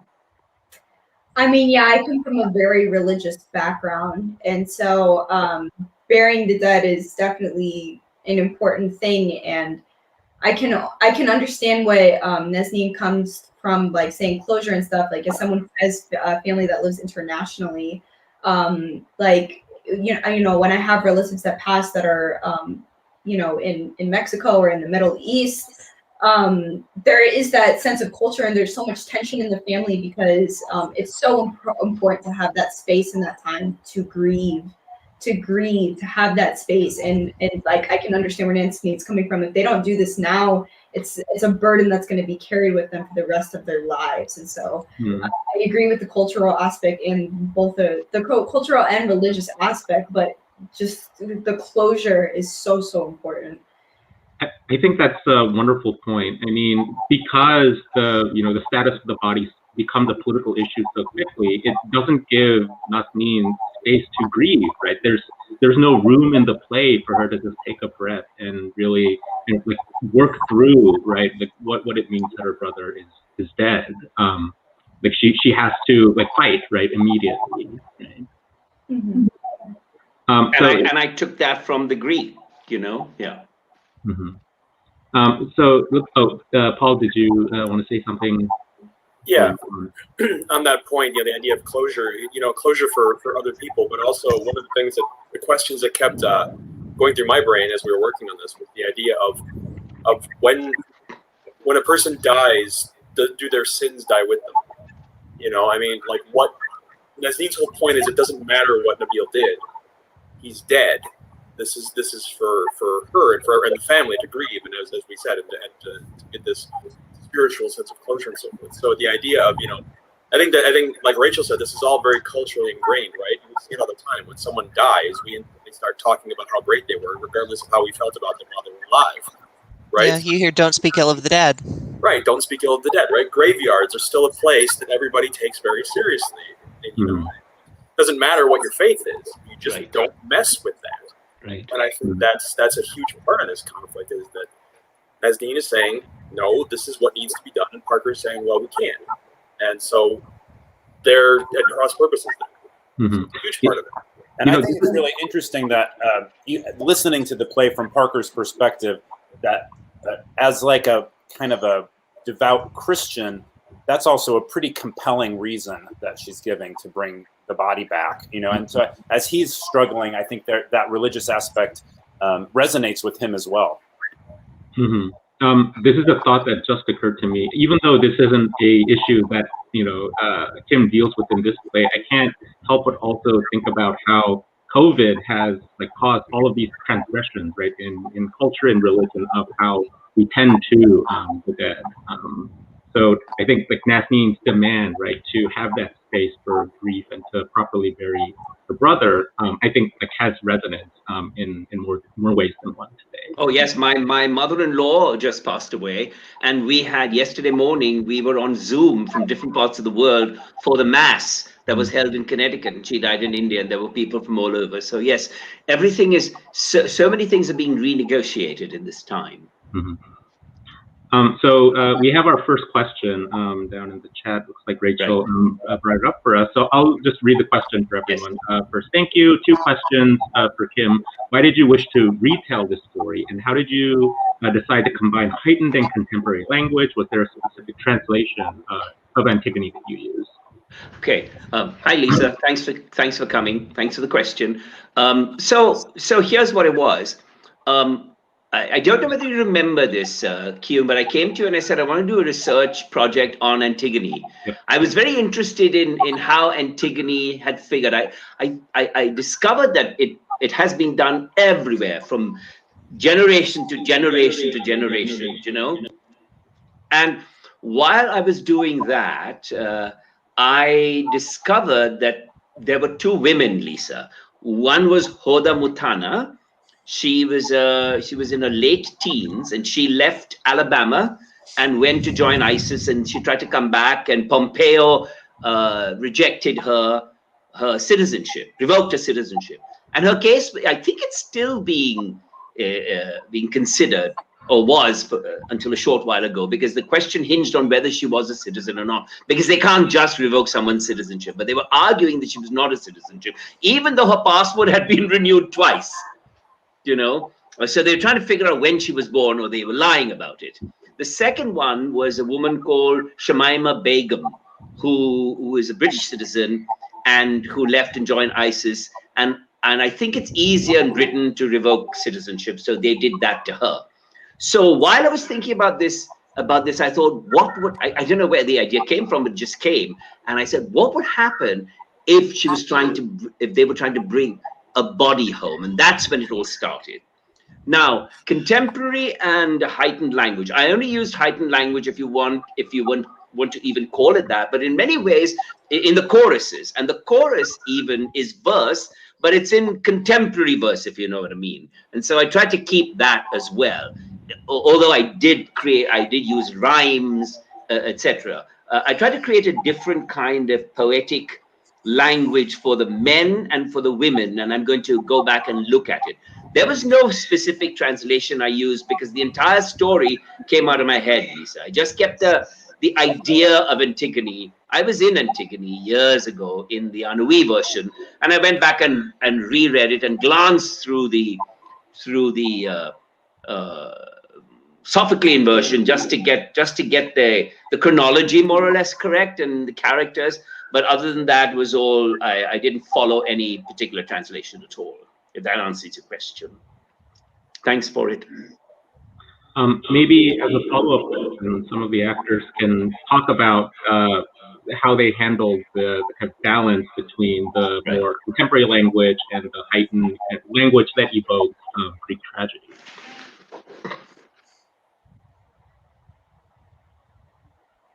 Yeah, it was particularly really hard for me. The scene with the chorus was really hard to find that relationship and what I really want from them. I mean, of course, she wants advice and she wants comfort and all of these things, but I think with heightened language, the simple thing is that we just don't talk like that. And so this really, thinking about the circumstances, and one of the actors, she was actually the women's chorus leader.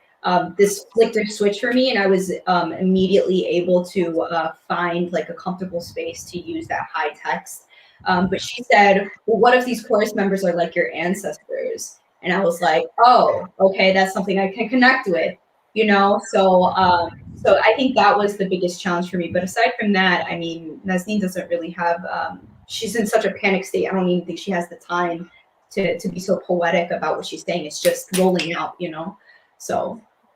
Also, I would also point out that in Shakespeare we have both prose and verse, and broken up prose and all kinds of what might sound like that. Yeah. Oh, good. Thank you, Lisa.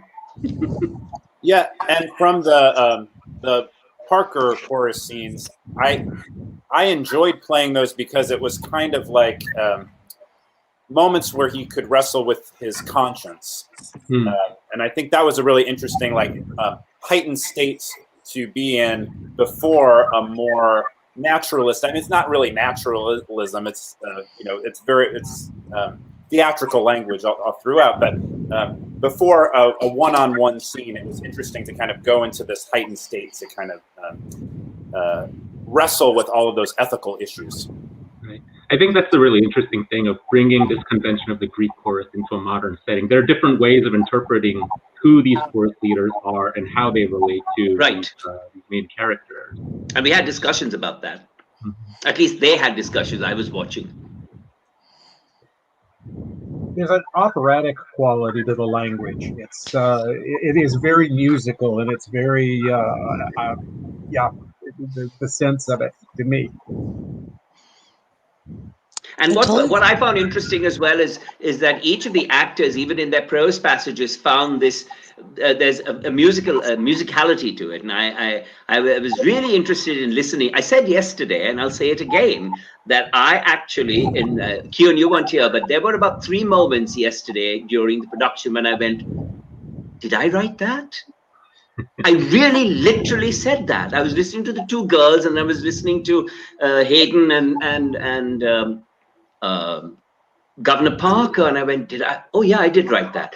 They took it over. Do you know what I mean? It was so. It's what every playwright longs to see. That I wanted that language on those words out of my head and out of my voice, and they took it over, and it was so nice to watch. It looks like we don't have any questions at the moment, so I'll just make up a question and direct it to Paul, I think. So, Paul, if like we started talking about this play knowing that the stage reading would be on Zoom, but I just imagine that as a director, you can't help but also think about space and like how this might work if we were in a physical space. Do you have any insight that kind of you discovered through this process of how this play might work in an actual theater? Absolutely. This is something that yeah, we were just talking about this last night, in fact, after the talk back. Since this whole online theater thing is still relatively new, this is the 3rd project I've directed this way, and I'm still very much thinking about it in a physical space. What would it look like on an actual live stage? And then trying to get that sense of feeling and mood across here. So it's sort of a one-way relationship there. So I have a lot of thoughts about how this would look on an actual stage. There would be a lot of playing with the lights, a lot of characters moving in and out of shadow. I'm thinking, a lot of big pools of light, particularly the ending. I'm imagining, Parker and Hayden and Nazneen center stage, a single big cone of light over them, and then this huge group of chorus members with the white masks on coming in and marching. As I was telling Kim last night, I'm imagining like 50 people. The chorus of 50 coming out, at least during that last sequence, and marching all through and around the audience. And so the end is just this huge, thunderous event with the marching and so forth, and the lights and the wailing and the nasty. Paul, you're gonna love this. I was talking about this to a friend of mine last night after the show, Doug Hesse, and he told me he saw production. I can't remember what it was, but he said there was a giant turntable in the middle of the stage. And it went receded into the back, obviously, and turned. And every time it started with one person, then another would join, and then another would join as the turntable went round. And you didn't know where they were coming from because you couldn't see. But they just ended about 20 of them on the stage. But also another thing is, if you remember the stage direction at the beginning, I wanted both choruses to be on stage all the time, watching, listening, the conscience of the people, if you want, and all of that, So a director will have to deal with that or not. Yes, and I was definitely seeing that as well. But again, like I said, for that ending, just that huge thunder thing. Yeah, big spectacle for a lot of people. Zenon, judging from your expression, it looks like you've also staged the play in your mind, Yona. Yeah, actually, because I actually also just directed my own show that I also wrote for Zoom just a few weeks ago, and I literally just jumped right into this. So, and I feel like us as actors and even as directors, I think because like Paul said, this is all so new to us. I feel like we always like envision things in our mind. Because I remember when I was reading the script, I was again thinking about, oh, okay, I can totally see Aiden as Nazneen in the center, dead, and just I have a very artistic brain when it comes to setting the stage. So I thought of all these cool little artistic things we could do, with like echoes and cool lighting effects. It's just something I really enjoy doing. I have a question. Shahzad, can you hear now? Yes, yes. Okay, because I know earlier you couldn't. I mean, I just want to give you a chance to, because I read that thing. I'm sorry, Q, in case you want to say something. No, go ahead. Go ahead, Kim. No, I just wondered if Shahzad wanted to say something, and that earlier she couldn't. That's all I meant. How could you address for me the way Asia did the question of the burial and culture, how you feel culturally about burials, etc.? Well, asking me? Yes, please. Personally, I can't answer that question because everything is illegal in Iran, so you can't not bury your dead. So but I understand from an Islamic point of view why Nazneen wants to bring it back, because ever since they start telling us about religion, is that even if you see they are carrying a dead, even if you're not related to them, you have to at least go 7 steps behind that body they're carrying. So I understand why Nazneen wants to bring the body back. Yeah. And I'll tell you something a little amusing about where I come from. It's not amusing, but my father always talked about certain aunts in the family and said it was important for them to cry loudly, and it was important for them that everybody heard them cry loudly. So every chance they got during the whole, 12 hours, they would cry loudly. I was too young to think about it that way, but yeah. There was a question down, Kian, right? Or something? Oh, yeah, there was a question that Rachel brought up. There you go. It's actually a question for Rachel. Hi, Irene. First of all, hi.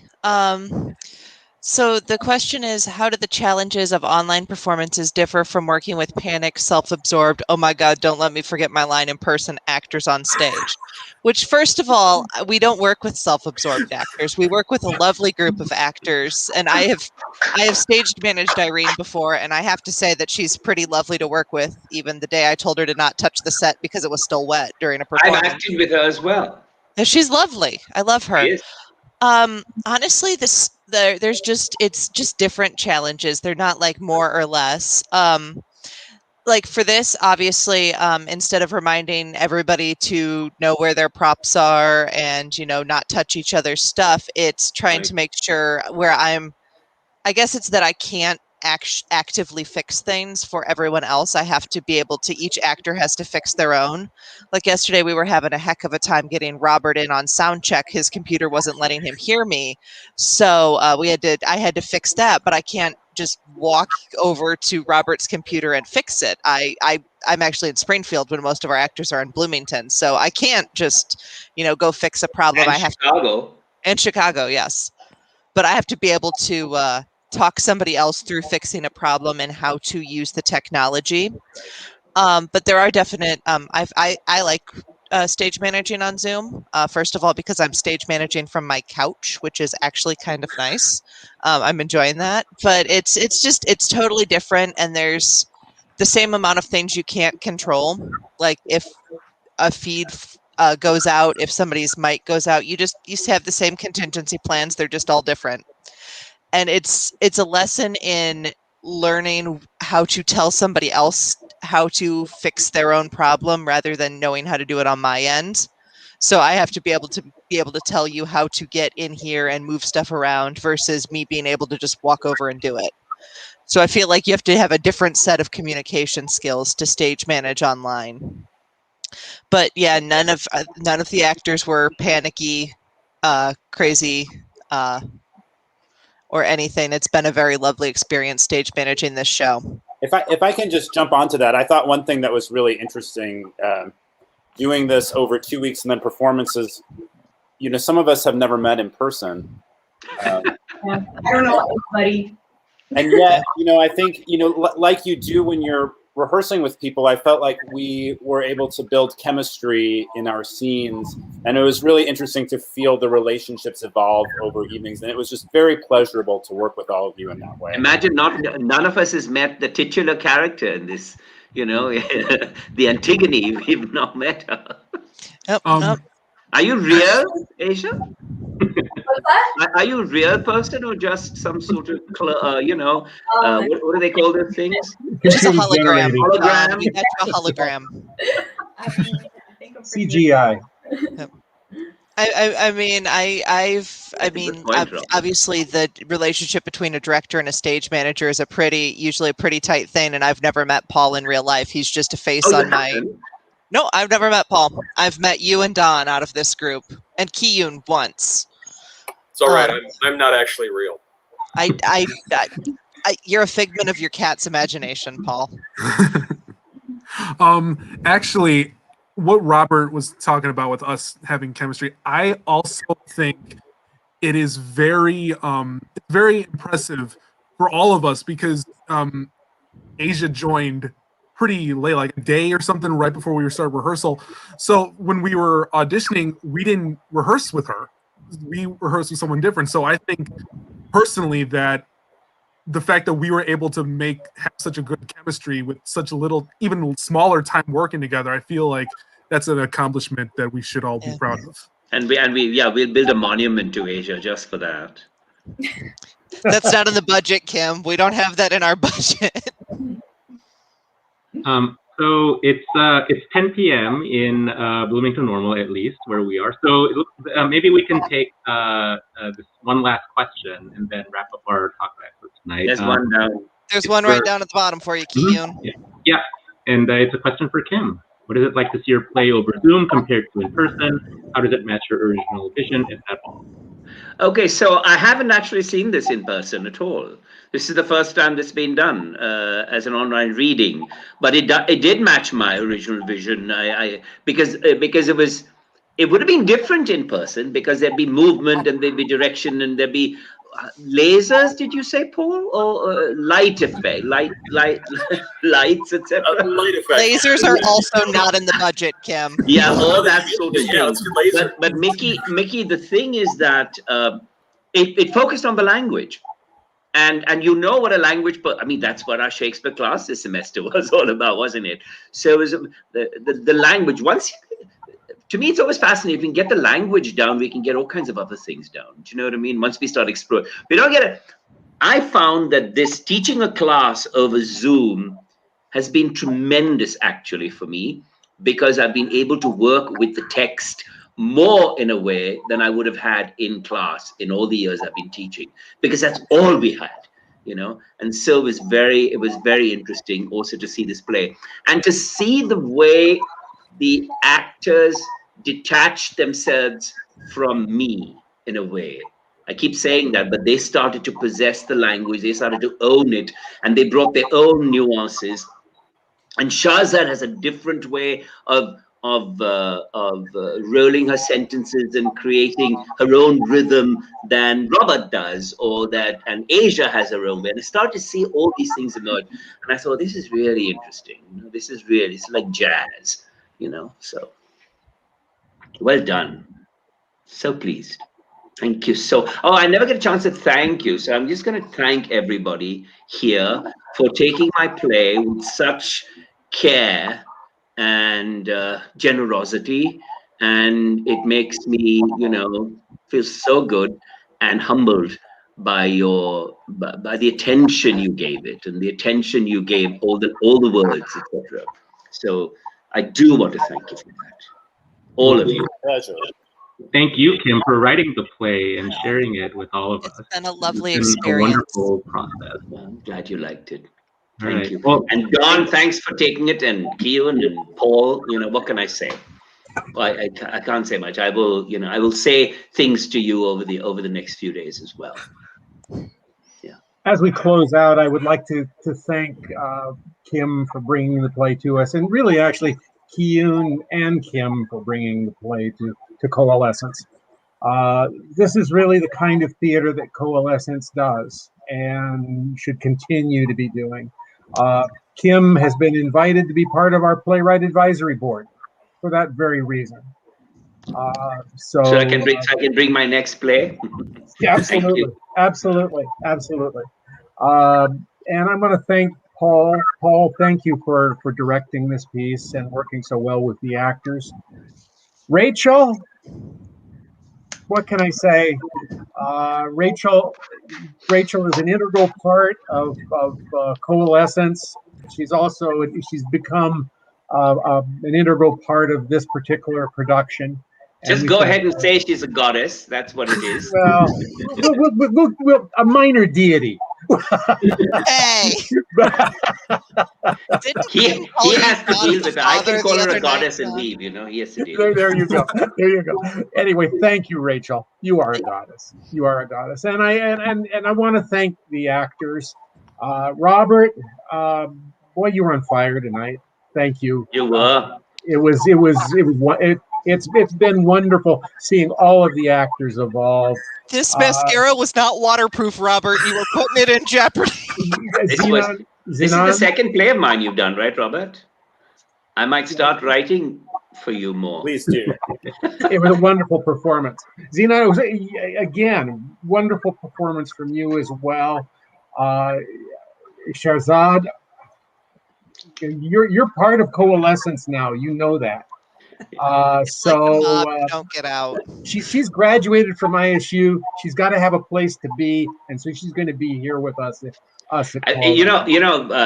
it's really interesting to me today that one of my friends he patched in from Alabama, and which is where the origin of this story in a way started. I originally made the governor of Alabama, but he's my friend from my childhood. We used to hang out as when we were in college together. It's been all those years, and now he engineered my migration to America.